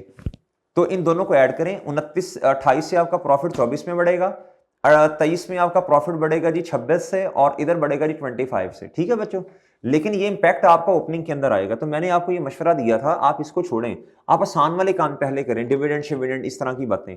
ठीक है जी। अच्छा, बहरहाल मैंने आपसे ये अर्ज की थी, मैंने कहा था इधर ओपनिंग रीस्टेट करना पड़ेगा ना, आप उसको अभी ना छेड़ो, आप पहले ये डिविडेंड शिविडेंड ले लें। ठीक है जी। फिर उसके बाद अगर फिर भी समझ ना आती तो इधर जो दिल करता आप लिखते, अगले साल पे आते, अगले साल को फिल करते। अब ये था जी, अगले साल में प्रेफरेंस शेयर्स आपने इशू करने थे, 2 प्रेफरेंस शेयर इशू किए। ठीक है जी। ये प्रेफरेंस शेयर का शेयर कैपिटल आ गया। ठीक है जी। आपने कितने का किया जी, आपने 15 रुपए पे किए, तो 5 रुपए 2 मल्टीप्लाई बाय 2 मिलियन शेयर्स है ना, तो 15 रुपए पे इशू किए, तो शेयर कैपिटल तो 10 से बढ़ेगा, बाकी प्रीमियम में आएगा। ये आसान काम था। फाइनल डिविडेंड 2023 का आपने देना, ये आसान काम था बच्चों, रिटेन अर्निंग्स ने कम होना है। इंटरम डिविडेंड हमारे वाले 24 का, वो आप जाना है इधर। उसके बाद इंटरम प्रेफरेंस शेयर्स, ये मैं आपको समझा देता हूं ये क्या था।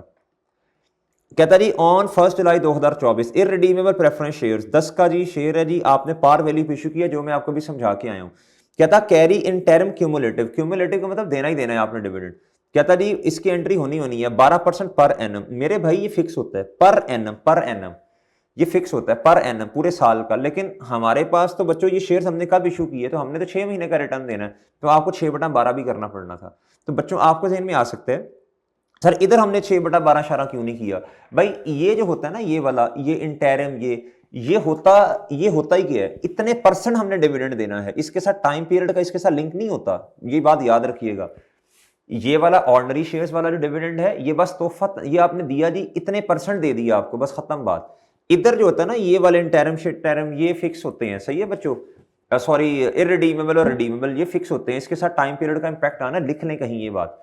अच्छा, वो भैया ये 1.2 मेरा ख्याल है इंपैक्ट आता है इसका। उसके बाद बच्चों एक ये वाला काम भी आप कर सकते थे पहले, ये वाला जो ड्यूरिंग द ईयर जी सरप्लस आया, ये काम कर सकते थे, ये इंक्रीमेंटल डेप्रिसिएशन भी कर सकते थे आप। ये राइट शेयर्स वाला काम भी सीधा था, ये भी हो सकता था। ये राइट शेयर्स आप देख लीजिएगा, मेरा ख्याल है जी कि 40% है शायद उन्होंने इशू किए, या पता नहीं जितने भी हैं, ये राइट शेयर्स हैं जी। कहता है बार at the rate in the ratio 1 for every 4, जिनके पास 4 हैं बच्चों उनको 1 दे दिया ना, तो 25% इसकी वो बनी होगी। या जैसे भी आपने करना, वो क्लास में खैर आपको सिखाया था, number of existing share step number 1 वो निकाल लें जी, वो आ जाएंगे बच्चों आपके पास। अच्छा जी, ये आ जाएंगे बच्चों आपके पास, वो इस टाइम है जी मेरा ख्याल है 110। ठीक है जी, 110 आपने डिवाइड करना था 10 के साथ बच्चों, और आपके पास नंबर ऑफ शेयर्स आ जाने थे। ये जिस तरह इधर किया हुआ है, इधर किया हुआ है, इधर ये मैं समझाता हूँ, ये 110 इस तरह करके कुछ होना था ये। अच्छा जी 110, तो ये आना था मेरा ख्याल है जी 110 डिवाइडेड बाय 10 पार, तो इधर 11 आना है बच्चों, ये 11 आएगा, इधर 11, ये आएगा 11। ठीक है जी। अब ये मेरा ख्याल है थोड़ा सा शायद चेंज हो, बहरहाल कॉन्सेप्ट तो खैर वही है। अच्छा जी, ये आ गया बच्चों आपके पास, ये आप कर लेंगे स्टेप। फिर दूसरे स्टेप में आपने 25% है ना, जो नंबर ऑफ शेयर्स हैं, या फिर 1/4 जो भी आपने करना है, नंबर ऑफ शेयर्स को मल्टीप्लाई करें, राइट शेयर्स आ जाएंगे, फिर जनरल एंट्री कर लें, ये आप आ जाएगा जवाब।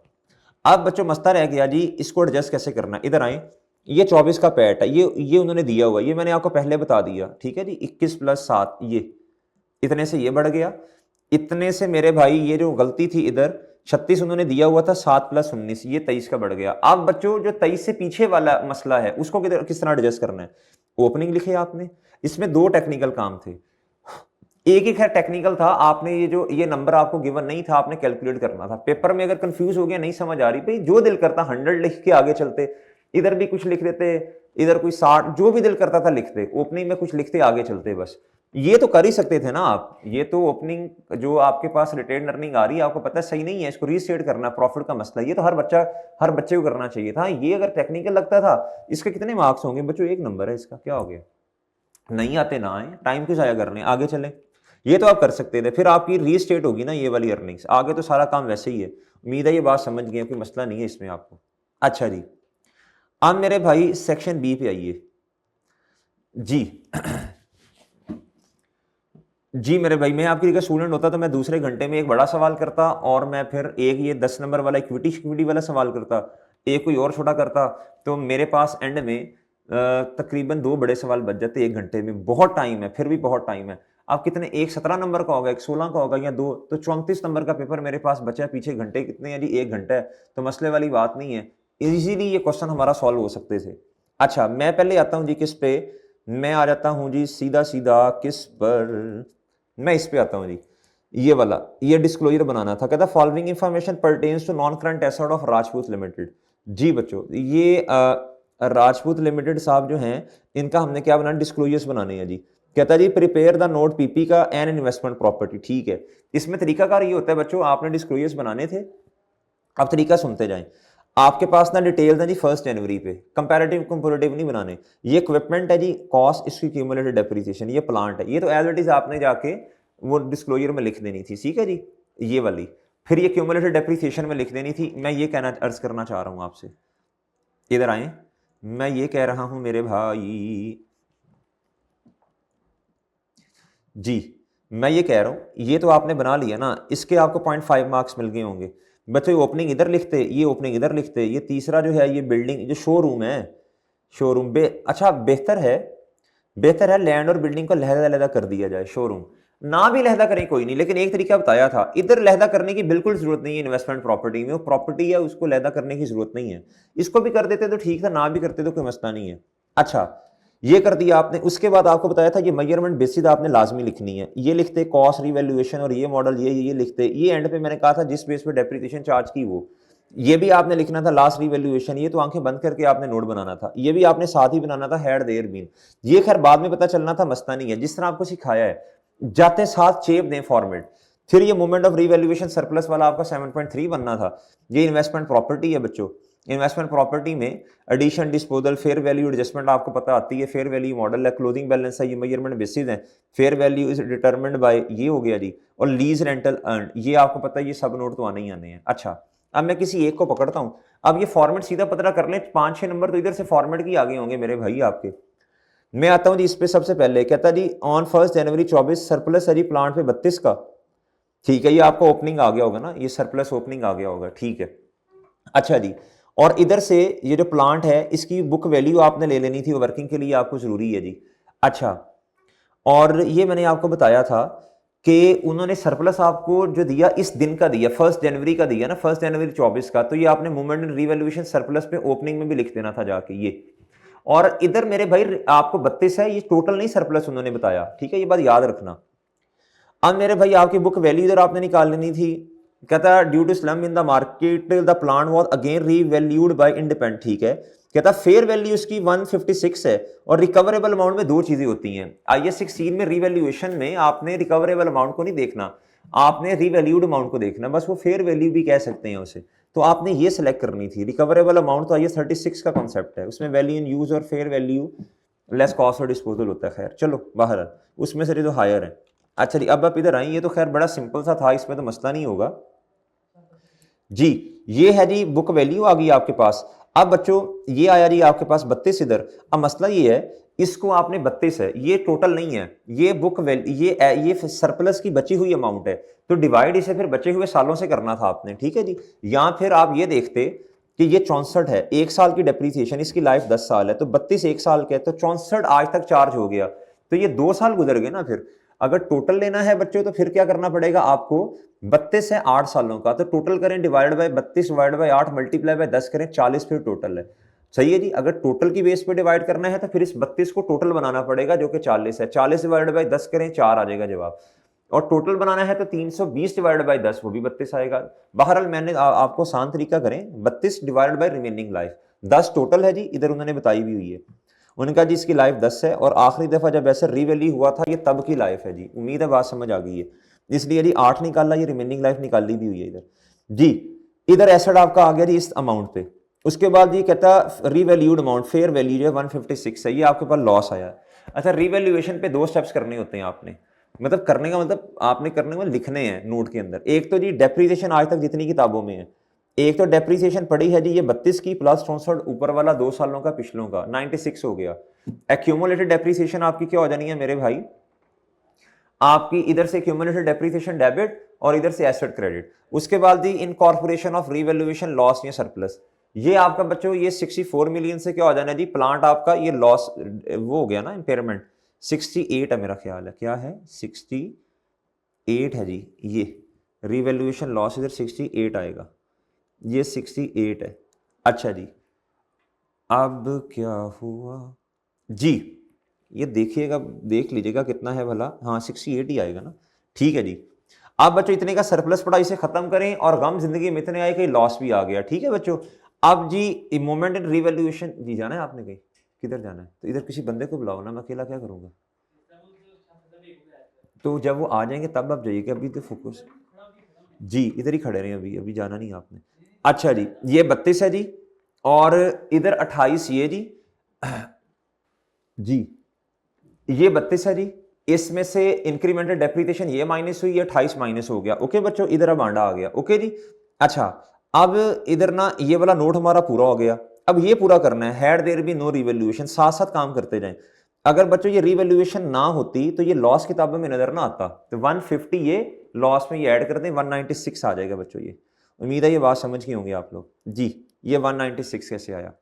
अब बच्चों इससे आगे जी अब दूसरे को पकड़ लें, इक्विपमेंट को। वैसे इक्विपमेंट में काम ज्यादा है, एक्सचेंज है, रिड्यूसिंग बैलेंस मेथड है, तो काम ज्यादा करना पड़ेगा। ये शोरूम भी था, ये पहले कर सकते थे, बहरहाल चलो इक्विपमेंट पे आ जाएं। कहता जी एक्सचेंज है, ओल्ड एसेट की कॉस्ट है जी 90 मिलियन, उसके बाद जी नया एसेट आपने पैसे दिए 55 मिलियन ऑन 1 जुलाई 2024, यानी एक्सचेंज 24 पे हो रहा है 1 जुलाई पे। 6 महीने पुराने एसेट को डेप्रिशिएट भी करना है और नए एसेट को आपने उसको भी डेप्रिशिएट करना है, वो भी 6 महीने। इन एडिशन ओल्ड इक्विपमेंट आपने एक्सचेंज किया, an amount of rupees 6 million और 4 मिलियन आपने पे किया ट्रांसपोर्टेशन और इंस्टॉलेशन की, 10 ऐड हो जाने हैं, यानी आपने इसका मतलब है कैश 65 मिलियन पे किया ना। अच्छा जी, आप बच्चों बहुत तवज्जो से बात सुननी है, और कहता फेयर वैल्यू पुराने की 75 है और नए वाले की 130 है। अच्छा, आज तक एसेट इस्तेमाल कितना हो गया मेरे भाई, हमने एसेट खरीदा था 1 जुलाई 2021 पे, और ईयर एंड है जी हमारा 31 दिसंबर शायद ये है। अच्छा, इसका मतलब है जी एसेट जो है ना 21 में 6 महीने इस्तेमाल हुआ, 22 में पूरा साल, 23 में पूरा साल, ओपनिंग तक 2.5 ईयर इस्तेमाल हुआ, और बच्चों डिस्पोजल तक 3 साल इस्तेमाल हुआ। अच्छा, जब भी ये वाली ट्रांजैक्शन आएगी, इसका एक हिंट याद रखिएगा आप लोग भाई, आपने जनरल एंट्री से चलना है। स्टेप नंबर 1 क्या होता है जनरल एंट्री का, तरतीब से चलिएगा। स्टेप नंबर 1, ओल्ड एसेट को किताबों से बाहर फेंके, 90 मिलियन कॉस्ट है। दूसरा, एक्यूमुलेटेड डेप्रिसिएशन जी, ये थोड़ा सा लंबा काम होता है, इसको थोड़ा पेंडिंग कर दें, ये स्टेप 2 है।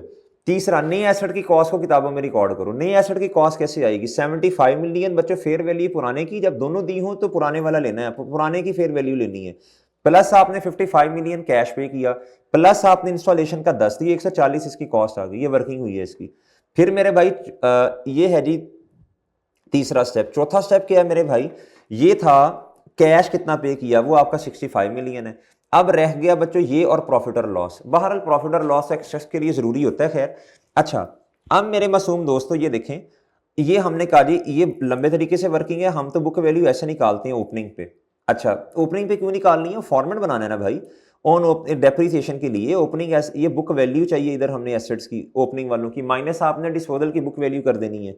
अच्छा, फिर एडिशन चाहिए, डिस्पोजल चाहिए, इसलिए शॉर्टकट लगाएं जी, ओपनिंग में book value cost multiply by 1 minus rate of depreciation, और इधर एन इधर 2.51 है जी, ये कॉस्ट 90 है, ये 0.80 और इधर 2.5, यही आपका तकरीबन जवाब आ जाएगा डायरेक्ट ये, ठीक है जी। फिर आपने वो फॉर्मेट मैंने आपको बताया, आपने वो फॉर्मेट बना लेना है, और आपने ये जो बच गया बच्चों, इधर तो आना है, इधर तो आना है जी 51.84 मल्टीप्लाई बाय 20%, ये इतना आ गया जी। ये आपके पास डिस्पोजल की डेप्रीसिएशन आ गई, ये आपके पास आपने बुक वैल्यू इधर से माइनस की, इसकी डेप्रीसिएशन आई, एडिशन कितनी है 1, ये 20%, ये आपके पास डेप्रीसिएशन आ गई, ठीक है बच्चों। अब इन सारे अब आपके पास क्या हुआ बच्चों, जब आपने ये कर लिया तो आप इधर आगे, इससे क्या हुआ, आपकी डेप्रीसिएशन भी निकल आई, ये इससे डेप्रीसिएशन भी निकल आई, और बच्चों एक काम और हुआ, ये बुक वैल्यू आपके पास डेट ऑफ डिस्पोजल तक आ गई, ये आपके पास ये आ गया, ओपनिंग पे ये माइनस कर दी, फिर आपके पास ये क्यूमुलेटेड डेप्रिसिएशन जी सॉरी बुक वैल्यू इधर तक आ गई। आपको क्या चाहिए? क्यूमुलेटेड डेप्रिसिएशन, कॉस्ट में से ये माइनस कर दें। ठीक है जी, आपके पास क्यूमुलेटेड डेप्रिसिएशन आ गई, ये आपके पास स्टेप नंबर 2 का जवाब आया। अब क्या करें?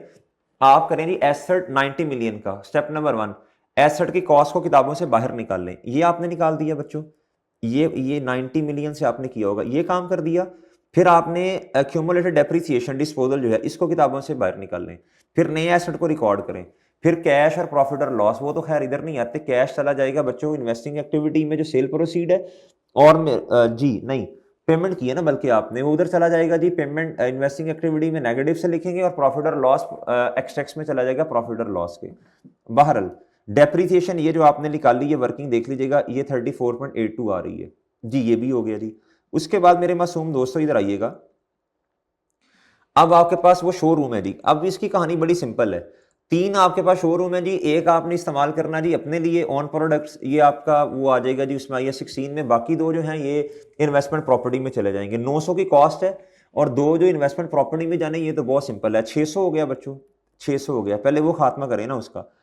कहता जी अब क्या हुआ, फेयर वैल्यू हर महीने, और ये खरीदा कब था? मेरा ख्याल है 1 मार्च पे ना, मार्च से दिसंबर तक कितने 10 महीने बनते हैं, 2 शोरूम है, मल्टीप्लाई बाय 2 महीने वैल्यू जी 2 मिलियन से हर महीने वैल्यू बढ़ रही है भी 2, मल्टीप्लाई बाय 10 ये 40 हो जाएगा। फेयर वैल्यू का इंक्रीज इतना आना है, ये फेयर वैल्यू एडजस्टमेंट आ जानी है, और आपका जी इन्वेस्टमेंट प्रॉपर्टी 640 पे क्लोजिंग आ जाना, ये एडिशन में आ जाना है। ठीक है जी, फेयर वैल्यू मॉडल है, लास्ट जी the fair value is determined by independent valuer, वो आ जाना है, और लीज रेंटल अर्नड वाला वो नोट आ जाना है। कहता जी लीज रेंटल जो है ना 2 शोरूम्स के, कहता 15 मिलियन है, और कहता कि एनुअल रेंट है। तो भैया हमने रेंट पे दिया कब? 1 सितंबर, 1 मार्च पे रेंट पे नहीं चढ़ा ये, 1 सितंबर, तो 15 डिवाइड बाय 12 मल्टीप्लाई बाय बच्चों ये 4 आ जाना, ये मेरा ख्याल 5 मिलियन आता है लीज रेंटल अर्न, और अब एक्सपेंस जो हुए लीज रेंट्स को अर्न करने के लिए 1 मिलियन के हैं। ठीक है जी, ये लिखा भी हुआ 4 महीने। अच्छा, और ये 1 मिलियन 4 महीनों का ही है, ये आपका एज इट इज आ जाना ये। ठीक है, उम्मीद है बात समझ गई है। अच्छा, बाकी बात रहेगी बच्चों इस एक शोरूम की, ये 300 इसकी कॉस्ट है, जिसमें से कहता 30% जो है ना ये आपका अल्लाह भला करे, ये आपका है जी आपका कॉस्ट ऑफ प्रॉपर्टी, 30% लैंड है। इसका मतलब है जी 210 डेप्रीशिएट होगा, और 20 इसमें से माइनस करने हैं, 190 डिवाइड बाय मेरे मासूम दोस्तों लाइफ इसकी है कितनी कितनी जी, नीचे दी हुई है 10 साल, डिवाइड बाय 10 मल्टीप्लाई बाय 10/12, ये आपकी मेरा ख्याल है जो भी बाहर ये डेप्रीसिएशन आ जानी है बच्चों, ये सिंपल है जी, ये हो गया जी। ये तो इन्वेस्टमेंट प्रॉपर्टी का नोट भी बन गया जी, ये इस दफा आ सकता है इन्वेस्टमेंट प्रॉपर्टी का नोट। अच्छा जी, एक्सट्रैक्ट के सवाल भी लाजमी कीजिएगा, दिस्तगिल वाला और मेसोपोटामिया वाला। अच्छा, और मेरे मासूम दोस्तों ये डेप्रीसिएशन आ गई आपकी, ये क्वेश्चन हो गया जी आपका। अच्छा, अब मैं आता हूं जी ईपीएस वाले सवाल में। ईपीएस वाला क्वेश्चन जो था ना बच्चों, ये अच्छा क्वेश्चन था, इसमें सारी चीजें तकरीबन आ गई हैं। इसके अंदर ना एडजस्टमेंट भी दी है, इसके अंदर एडजस्टमेंट भी है। एडजस्टमेंट किसकी है जी? ये प्रॉफिट। अब इसमें आइएगा, ये क्वेश्चन आसान था, मुश्किल नहीं है ये वाला। एक तो सिंपल बी पार्ट था ना, उसने कहा जी इसकी यूजफुलनेस बतानी है आपने, और आपने इसके और बी क्या करना है, लिमिटेशंस बतानी है।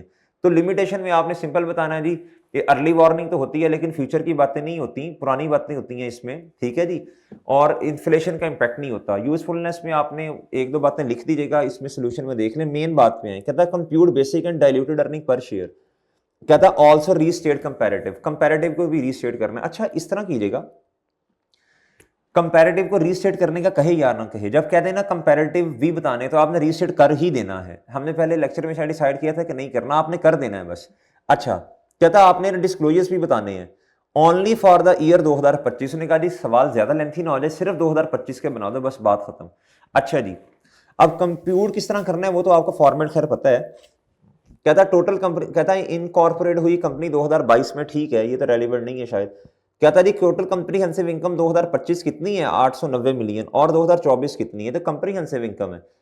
हमें क्या चाहिए बच्चों? हमें तो अर्निंग्स चाहिए ना, प्रॉफिट, उसमें से भी माइनस हमने रिडीमेबल करना होता है। कहता है इसमें रिवैल्यूएशन सरप्लस शामिल है, ये तो भाई पहले माइनस करो ना आप 140 में से, पहले ये तो माइनस करो। अच्छा, अब बच्चों हमने क्या किया, इसमें से माइनस करना है 140 इस साल में से और 120 इसमें से, तो आपके पास क्या आ गया जी? आपके पास प्रॉफिट का नंबर आया। ठीक है बच्चों, अब प्रॉफिट का नंबर आ गया। अब इस आपको पता है जी डिविडेंड शिविडेंड इस तरह की बातें वो रियलाइज प्रॉफिट पे होती हैं, उस पे नहीं होती। रिटर्न जो है ना अनरियलाइज प्रॉफिट पे नहीं होता। ये आ गया। अब एक मसला और भी है, अब ये वाली एडजस्टमेंट भी आ गई इसमें। अब ये जो प्रॉफिट है ये सही भी नहीं है, ये गलत है। अच्छा, अब 2025 जो है हमारा साल है, इसमें तो हम लेंगे ही सही वाला 2024, जो कि बच्चों पिछला साल है। पिछले साल आपको तो इस साल क्या उसका नाम है, आपने अपनी पॉलिसी चेंज किया, फाइफो से वेटेड एवरेज पे चले गए। पिछले साल तो आप इसी पे थे। पिछले साल तो आपने जो किया होगा काम, वो क्या किया होगा, आपने तो पिछले साल जो है वो फाइफो के मुताबिक जो है ना वो आपने इंपैक्ट लिया होगा। आपका जो नंबर है प्रॉफिट का वो कुछ और होगा। अब आपने ओरिजिनल बतानी है बच्चों, इधर इसके सोल्यूशन पे अगर मैं आऊं, आपने ओरिजिनल बतानी है। क्या करना है बच्चों, ओरिजिनल ये ओरिजिनल 2024 की जो आपका नंबर था। इस तरह मैंने प्रॉफिट की इधर वर्किंग की हुई है जी, ये वाली 2024 820 में से ये माइनस किया, फिर ये किया, अब ये अर्निंग्स आ गई। इररिडीमेबल प्रेफरेंस शेयर्स हैं जी, इररिडीमेबल प्रेफरेंस शेयर्स माइनस करना पड़ेगा, फिर जाके अर्निंग्स आएंगी। ये आई, ये 45 इसलिए किया, अगर आप क्वेश्चन को गौर से पढ़े तो आपको पता चले जी जो प्रेफरेंस शेयर्स है ना वो माइनस करने पड़ेंगे ना ये वाले। और ये कब इशू हो रहे हैं, 1 सितंबर 2023 पे, और मेरे भाई जो हमारा ईयर एंड है वो 30 जून है। तो इसका मतलब 9 महीने बने ना, 2024 में 9 महीने बने, ठीक है जी। तो ये आपने जरा गौर करना था आपने इधर। तो इसका जी रिटर्न आता है 45, अगले साल का 60 आ जाएगा। अच्छा, अब मजे की बात ये है, ये पिछले साल तो आपने जब बेसिक निकाली होगी ना पिछले साल की, वो 6655 की बेस पे निकाली होगी। अब divide weighted average number of share से करना है आपने, वो निकाल लेते हैं। लेकिन अब आपने 24 की रीस्टेटेड भी बतानी है ना, उसके लिए फिर ये प्रॉफिट की एडजस्टमेंट करके रीस्टेटेड इस बेस पे आएगी। इस साल तो खैर आपने बताना ही सही वाला नंबर है। अच्छा, अब आप आए इधर, अब आपने फाइफो से वेटेड एवरेज पे जाना है। अब ये ओपनिंग क्लोजिंग स्टॉक की एडजस्टमेंट 438 से 460, प्रॉफिट आपका 22 से बढ़ गया, ठीक है, सॉरी आपका स्टॉक 22 से बढ़ गया, ठीक है। इस तरह की बातें ये देख लीजिएगा, ये आपको समझाया भी हुआ 2-3 दफा। अब मैं तो सिर्फ नेट रिजल्ट पे आ रहा हूँ ना, वरना टाइम बहुत ज्यादा लग जाएगा, फिर आपने लेक्चर भी नहीं लेना इतना लंबा लेक्चर देख के। अच्छा जी, अब ये है जी प्रॉफिट की एडजस्टमेंट। ये आपका क्लोजिंग स्टॉक का रिलेशन प्रॉफिट के साथ डायरेक्ट होता है, ये डायरेक्ट रिलेशन है बच्चों, ठीक है जी। प्रॉफिट बढ़ जाएगा। अब ये इस साल का जो क्लोजिंग स्टॉक अगले का ओपनिंग बनेगा, ठीक है बच्चों। ओपनिंग स्टॉक का प्रॉफिट के साथ रिलेशन क्या होता है बच्चों, इनवर्स होता है, प्रॉफिट कम। और क्लोजिंग स्टॉक इस साल का देख लीजिएगा, फाइफो से वेटेड एवरेज, आपका क्लोजिंग स्टॉक कम हो रहा है, प्रॉफिट भी कम होगा। ये आगे जाके बन जाएगा आपका ये बन जाएगा ओपनिंग। अब बच्चों देखो, बहुत तवज्जो से बात, ओपनिंग स्टॉक इधर, ये क्लोजिंग स्टॉक अंडरस्टेटेड है, इधर ओपनिंग अंडरस्टेटेड होगा। मैंने प्रॉफिट के हिसाब से इंपैक्ट लिया इसका। प्रॉफिट ओपनिंग स्टॉक कम है तो बढ़ जाएगा, और क्लोजिंग स्टॉक वैसे ही साल का ज्यादा हो रहा है, तो इसका इंपैक्ट 57 से प्रॉफिट बढ़ गया। अच्छा जी, अब मैंने क्या किया, मैंने किया जी 62 इधर से माइनस किया, इधर 57 ऐड किया, ये मेरे पास रिवाइज अर्निंग्स आ गई। ये तो खैर है ही हमारे वाले साल की, है ही सही वाली। इसको हमने रिवाइज किया, इसे रीस्टेट कहेंगे। क्या कहेंगे बच्चों, रीस्टेटेड। ओके बच्चों, उम्मीद है ये बात समझ आ गई है जी।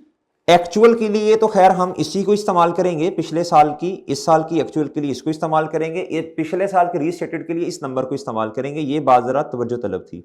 अच्छा जी, अब मेरे भाई ये मैंने 55 इस्तेमाल किया। अब मुझे चाहिए weighted average number of shares. इधर आए, कहता है भाई, कहता जी 50 मिलियन नंबर ऑफ शेयर हमने इशू कर दिए, और इस साल जो है ना, इस साल नहीं, ये तो बल्कि 2023 की बात है ना। हाँ, इस साल कहता 20 मिलियन हमने और शेयर इशू कर दिए। इसका मतलब है 7/12 इसके साथ आएगा, 5/12 इधर आएगा, 58.33, या वर्किंग में जाके देख लीजिएगा। ये तो बड़ा आसान था, इसमें मसला किसी को भी नहीं होगा, ये आ जाएगा। तो ये जब आया तो बच्चों डिवाइड कर दिया इसके साथ 58, ये आपके पास आ गई पिछले साल की अर्निंग्स। अब आने डाइल्यूटेड पे। इस साल तो डाइल्यूटेड वाली मेरा ख्याल है चीज ही एक है 24 में, और वो 12% रिडीमेबल प्रेफरेंस शेयर्स हैं। क्या हैं, और वो कन्वर्टेबल भी हैं। ये रिडीमेबल हैं या इररिडीमेबल हैं, ये तो रिडीमेबल हैं। रिडीमेबल हैं तो बच्चों ये तो ऑलरेडी क्या उसका नाम है, एडजस्ट हो गए होंगे ना इसमें से, तो हम इसे इररिडीमेबल कर देते हैं, ठीक है जी। बहरहाल आपको तो नंबर इंशाल्लाह मिल ही जाएंगे, वरना वो सोल्यूशन फिर सारा चेंज करना पड़ेगा, ठीक है जी। ये इररिडीमेबल कर देते हैं। रिडीमेबल होता है वो तो ऑलरेडी फिर माइनस हमें करने की जरूरत, एक मिनट, ये है जी इररिडीमेबल। इधर आए, इधर आए, हाँ ये सोल्यूशन इररिडीमेबल। क्वेश्चन में थोड़ा मसला आ गया, पता नहीं शायद। इररिडीमेबल के हिसाब से किया हुआ सोल्यूशन मैंने, तो इधर भी फिर रिडीमेबल आना चाहिए था। बहरहाल आपको नंबर मिल जाएंगे इसको, अगर आपने रिडीमेबल के मुताबिक किया तो ये ऑलरेडी एडजस्ट हो गया, करने की जरूरत नहीं है।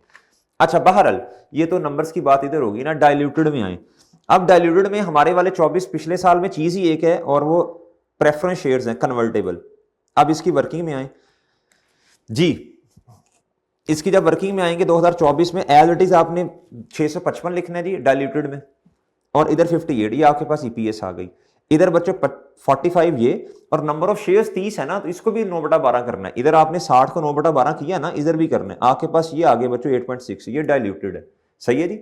अब आपने 2025 में जाना है।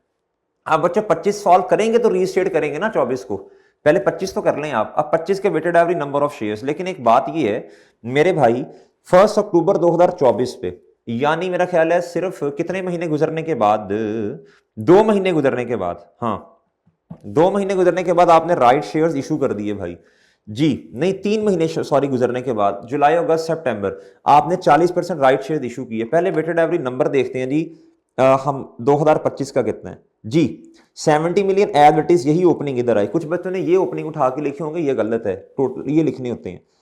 ये 3/12 और 28 70 मल्टीप्लाई बाय 40%, ये 9/8, ये आपके पास weighted average number of shares हैं। लेकिन मेरे भाई इधर राइट शेयर जो है ना, इधर देखिएगा, इसका एडजस्टमेंट फैक्टर आना है। अगर आपने मार्केट प्राइस पे शेयर इशू नहीं किए तो कहता जी बिफोर द एंटाइटलमेंट डेट इतनी है जी, और कहता आपने प्रीमियम पे इशू किया, यानी आपने ₹20 पे इशू किया, मार्केट में प्राइस ये चल रही थी। अब आपको वो निकालना पड़ेगा ना एडजस्टमेंट फैक्टर, इसका एक्स थ्योरेटिकल प्राइस, ये वो जी। ये कैसे आता है, immediately before right share divided by x theoretical price. X theoretical price ये है ना जी, जी 1 की रेशो 1 मल्टीप्लाई बाय 30 और 0.4 नहीं है, वो 20 पे इशू किया, divided by number of shares 1.4। मैंने खैर उसके हिसाब से राइट शेयर नंबर के हिसाब से किया, 1 + 0.4, इस हिसाब से रेशो निकाली ना, तो ये 30/27.14 हो गया जी मेरे भाई, ये हो गया। अब ये आपके पास weighted average number of shares आ गए। अब इससे आपने क्या निकाल ली होगी बच्चों, बेसिक ईपीएस अगले वाले साल की, यानी हमारे वाले साल की। ये नंबर्स आपने नीचे देखे 747, ये आ गई, ये 8.05 आ गया। अब आपने डाइल्यूटेड लेनी है जी, तो डाइल्यूटेड के लिए जो बेसिस है स्टार्टिंग पॉइंट तो वही बनेगा। लेकिन इसमें मसला ये है, इसमें बच्चों आपने ना कन्वर्टेबल बॉन्ड्स भी हैं, और 1 नवंबर 2024 में है, ठीक है जी। अब कन्वर्टेबल बॉन्ड्स भी हैं, ये कन्वर्टेबल हैं और हमारे साल में है, और इसको नेट ऑफ टैक्स करना है, लेकिन टैक्स का रेट नहीं है, अच्छी बात है। इधर 8/12 जरूर कर दीजिएगा। अब आपके पास 2 चीजें हैं, एक है बच्चों प्रेफरेंस शेयर। अब बच्चों ने गलती क्या करते हैं, प्रेफरेंस शेयर पिछले वाले एज इट इज उठा के आगे आने थे, बस 9/12 नहीं करना था। अब रैंकिंग करनी पड़ेगी, 2 चीजें हैं, 2 चीजें रैंकिंग करनी पड़ेगी। ये रैंकिंग है जी, ये आपने एज इट इज लेके आने थे, इधर बस 9/12 नहीं करना, ये 60 और इधर 30 आ जाना था। और इसकी working 3 million multiply by 100 multiply by जी, इधर आए, इधर आना है, इधर आना है, इधर आना है जी। सोल्यूशन में टैक्स का इंपैक्ट लिया हुआ है, लेकिन टैक्स का रेट नहीं दिया, तो टैक्स का रेट अगर नहीं दिया तो फिर ये इंपैक्ट भी नहीं आना। बहरहाल आपको तो खैर नंबर मिल ही जाएंगे। मैंने कहा जरा क्वेश्चन वो इधर भी आना चाहिए था, टैक्स रेट इज, एक ट्रांजैक्शन और आ जाती इधर, टैक्स रेट इज 90%, 29% सॉरी। आप गिवन नहीं था तो आपका नंबर नहीं कटेगा, आपका पूरे नंबर मिलेंगे, लेकिन वो थोड़ा सा मुश्किल करने के लिए जी। अब बच्चों इधर आओ, ये जी 70 और इस पे 10% है, ठीक है जी रिटर्न, और 8/12 ये जी एक साथ में कन्वर्ट होगा, ये और 8/12 ये रैंकिंग की, इसका पहला नंबर, इसका बच्चों दूसरा नंबर। उम्मीद है मेरी बात समझ गए आप लोग। अच्छा अब बच्चों, अब आपने बेसिक तो एज इट इज लेके आनी है, ये नंबर ऑफ शेयर्स हैं, हम इसे इस तरह लिखते होते हैं जी, अर्निंग्स और ये weighted average number of shares. Okay जी, उम्मीद है बात समझ गए। ये है जी अर्निंग्स, ये जी weighted average number of shares, उम्मीद है बात समझ गए। अच्छा ये और ये ऐड करें इसमें, ये इसमें ऐड करें जी, ये डायल्यूटेड है, पहले से कम होगी। अब आप ये जो दूसरी रैंकिंग है इसको लेके आए 60 और 30, ये मजीद डायल्यूट होगी, तो ये 6 आ गया जी इधर। अब जी मसला ये है कि अब हमने रीस्टेट करना है। क्या करना है बच्चों, रीस्टेट। अब रीस्टेट ना सिर्फ इस वजह से नहीं होना कि weighted average number of shares में भी एडजस्टमेंट है, और मजे की बात है ये प्रॉफिट में भी एडजस्टमेंट है। पहले आप ऐसे करें, पहले प्रॉफिट ऊपर वाला जो अर्निंग्स है ना, अर्निंग्स वो भी रीस्टेट होनी है। अब बच्चों पहले आपने निकाला था 655 की बेस पे, अब आपकी अर्निंग्स ये होनी है 593 पे आनी है। ये करो इसको 593, हाँ weighted average number of shares अब आप सेम रहने दो, ये आपको तरीका सिखाया था रीस्टेट करने का, ये सेम रहने दो। अब आपके पास एक नंबर आया होगा, वो जो नंबर आया होगा आप उस पर उल्टा फैक्टर लगा दो, 593 ये अर्निंग्स डिवाइड बाय इतने नंबर ऑफ शेयर, इस पे उल्टे वाला फैक्टर लगा दो, ठीक है बच्चों।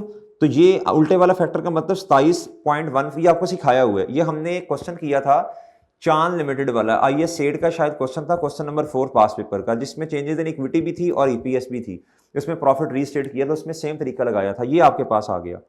अब बच्चों मसला ये है डाइल्यूटेड को कैसे रीस्टेट करें, तो आपको इसके लिए अर्ज की थी जो आपने इधर रीस्टेटेड लिया ना वही बेस बनानी है आपने जी। इधर देखें, इधर आपको कहा था फॉर्मेट बनाएं, ये नंबर जी, ये नंबर आपने लिया 593 और आपको ये पता है आपकी ईपीएस कितनी है 9.18, तो आपने इधर आना है फॉर्मेट बनाना है 593, ये आपका आ गया जी अर्निंग्स, ये आपकी आ गई बच्चों अर्निंग्स, और ये आपका क्या आ गया बच्चों weighted average number of shares आ गए हैं, ये आ गए। अब ये आपने बैलेंसिंग निकालना है, आपको ये पता है जी बेसिक कितनी अर्निंग, ये पता है आपको, ये आपको अर्निंग्स का वैसे पता है, ये आपको अर्निंग पर शेयर का पता है, ये बैलेंसिंग आ गया। अब बच्चों बहुत तवज्जो से, अब पिछले साल तो सिर्फ आपके पास क्या थे, सिर्फ प्रेफरेंस शेयर्स थे, ऐसे ही है ना, आप डाइल्यूटेड की सही वाली पे जाके देख लें बेशक, ये था बस, ये था, तो आपने ये इसमें ऐड करना है, ये आपके पास डाइल्यूटेड रीस्टेट होगी, इसको रिवाइज कीजिएगा, ये इंपॉर्टेंट कॉन्सेप्ट है इस दफा के लिए, ये भी देखें। और रे लिमिटेड को भी हमने रीस्टेट किया था, मेरा ख्याल है शायद हमने चैट जीपीटी को भी किया था और पता नहीं पीएचडी को भी शायद किया था, सारों में एक ही तरीका लगवाया है। आखिरी क्वेश्चन है जी आपका कौन से वाला मेरे भाई, एनपीओ वाला। ये क्वेश्चन को इतना, ये क्वेश्चन दिखने में बड़ा मुश्किल लग रहा है, लेकिन इस क्वेश्चन में फैलाव ज्यादा है, आसान क्वेश्चन, मसला नहीं है इसमें। कहता आपने क्या करना है, इनकम एंड एक्सपेंडिचर बनाना है और statement of changes in equity और नेट एसेट, सॉरी इसमें नेट एसेट्स होते हैं। अच्छा मोटी मोटी बातें पढ़ लें, ये रिसीट एंड पेमेंट शेड्यूल बना के दिया उसने बच्चों, और साल कौन सा है मेरे भाई, ये मैं आपको समझा दूंगा पैटर्न, इसका आपको समझ आ जाएगा, ये 31 दिसंबर 2024 है। अच्छा जी इसको ना आप इस तरह करें, ये बस अजीब सी बात हो गई जी मेरे भाई, ये टाइप ऑफ फंड है जनरल अनरेस्ट्रिक्टेड, यानी ये तो ये ओपनिंग बैलेंस शीट आपने लिख देने थे ना, वो आपने statement of changes in equity आपको बनाना सिखाई थी प्रोफेशनल स्पोर्ट्स क्लब में। ये टेक्नो फंड है बच्चों, कोई स्पेसिफिक नेचर का होगा, और ये एंडोमेंट फंड है, ये ओपनिंग में लिख देने थे। ये उसने क्या किया, ये वहीकल्स हैं बच्चों, ये सॉरी नॉन करंट एसेट्स हैं, उनकी WDV रेट आए, ये बुक वैल्यू इस पर रेट लगाते जाएं, लेकिन इक्विपमेंट एक सेल हुआ है 142,000 का, उसकी बुक वैल्यू इतनी है जी, ठीक है बच्चों। अच्छा अब इसको थोड़ा सा देखना पड़ेगा, ये सेल कब हुआ, पैसे आए होंगे ना इसके, अच्छा ये सेल हुआ बच्चों, ये सेल हुआ, अब ये 3 महीने डेप्रीशिएट भी होना है। हमें असल में कहाँ पहुंचना है बच्चों, हमें असल में पहुंचना है जी इसकी ओपनिंग बुक वैल्यू पे, वो ये है ना इक्विपमेंट है, ये बुक वैल्यू लेस आपने ओपनिंग पे डिस्पोजल की बुक वैल्यू करनी है, ये एक छोटा सा पॉइंट था इसमें टेक्निकल। ये 142 जो है ये इस टाइम जी ये इक्विपमेंट है ना, इक्विपमेंट का रेट है 15%, तो 3 महीने तो 15% तो साल का है, 3 महीने का कितना बनेगा, मेरा ख्याल है कि 3.75 बनेगा। इसका मतलब है ये नंबर इस टाइम पड़ा है, डेप्रीशिएट होकर इधर तक आया ना, at the date of disposal है 96 पॉइंट समथिंग पे पड़ा है, 100 करेंगे तो ये आपके पास ओपनिंग बुक वैल्यू आ जाएगी। ये आप देख लीजिएगा सोल्यूशन में, ये आप खुद कर लीजिएगा, मैंने आपको तरीका समझाया है। ये कहता है जी कैंटीन है जी, ये आप उसको मेंटेन कर रहे हैं, उसकी ओपनिंग क्लोजिंग बैलेंसेस दिए हैं, ये क्रेडिटर का, ये डेटर राइट ऑफ भी हो रहे हैं, ये आपको टी अकाउंट बनाना सिखाया था। उसके बाद जी इन्वेंट्री, इन्वेंट्री से क्या होगा जी, आप इक्वेशन बना ली, ओपनिंग इन्वेंट्री प्लस आपने जी परचेजेस इसमें करनी है, और क्या उसका नाम है जी क्रेडिटर का अकाउंट जब बनाएंगे ना आप, ये क्रेडिटर का आपने अकाउंट बनाना है, क्या करना है बच्चों, क्रेडिटर का अकाउंट बनेगा, ये रहा ये रहा ये रहा ये रहा, किधर गया, ये रहा क्रेडिटर का अकाउंट, ओपनिंग क्लोजिंग आपको दिया हुआ है जी। आपने क्या करना, रिसीट पेमेंट से, वो जो परचेजेस लफ्ज लिखा है ना उधर, आपने कहना रिसीट एंड पेमेंट जी, कैश क्रेडिट, और ये वाला अकाउंट क्या हो गया बच्चों, डेबिट, ये आपने बैलेंसिंग परचेजेस ले लेनी है, सही, आपके पास कॉस्ट ऑफ सेल आ जाएगी, इससे आपका वो कैंटीन वाला वो हो जाएगा ना, ये डन हो जाएगा।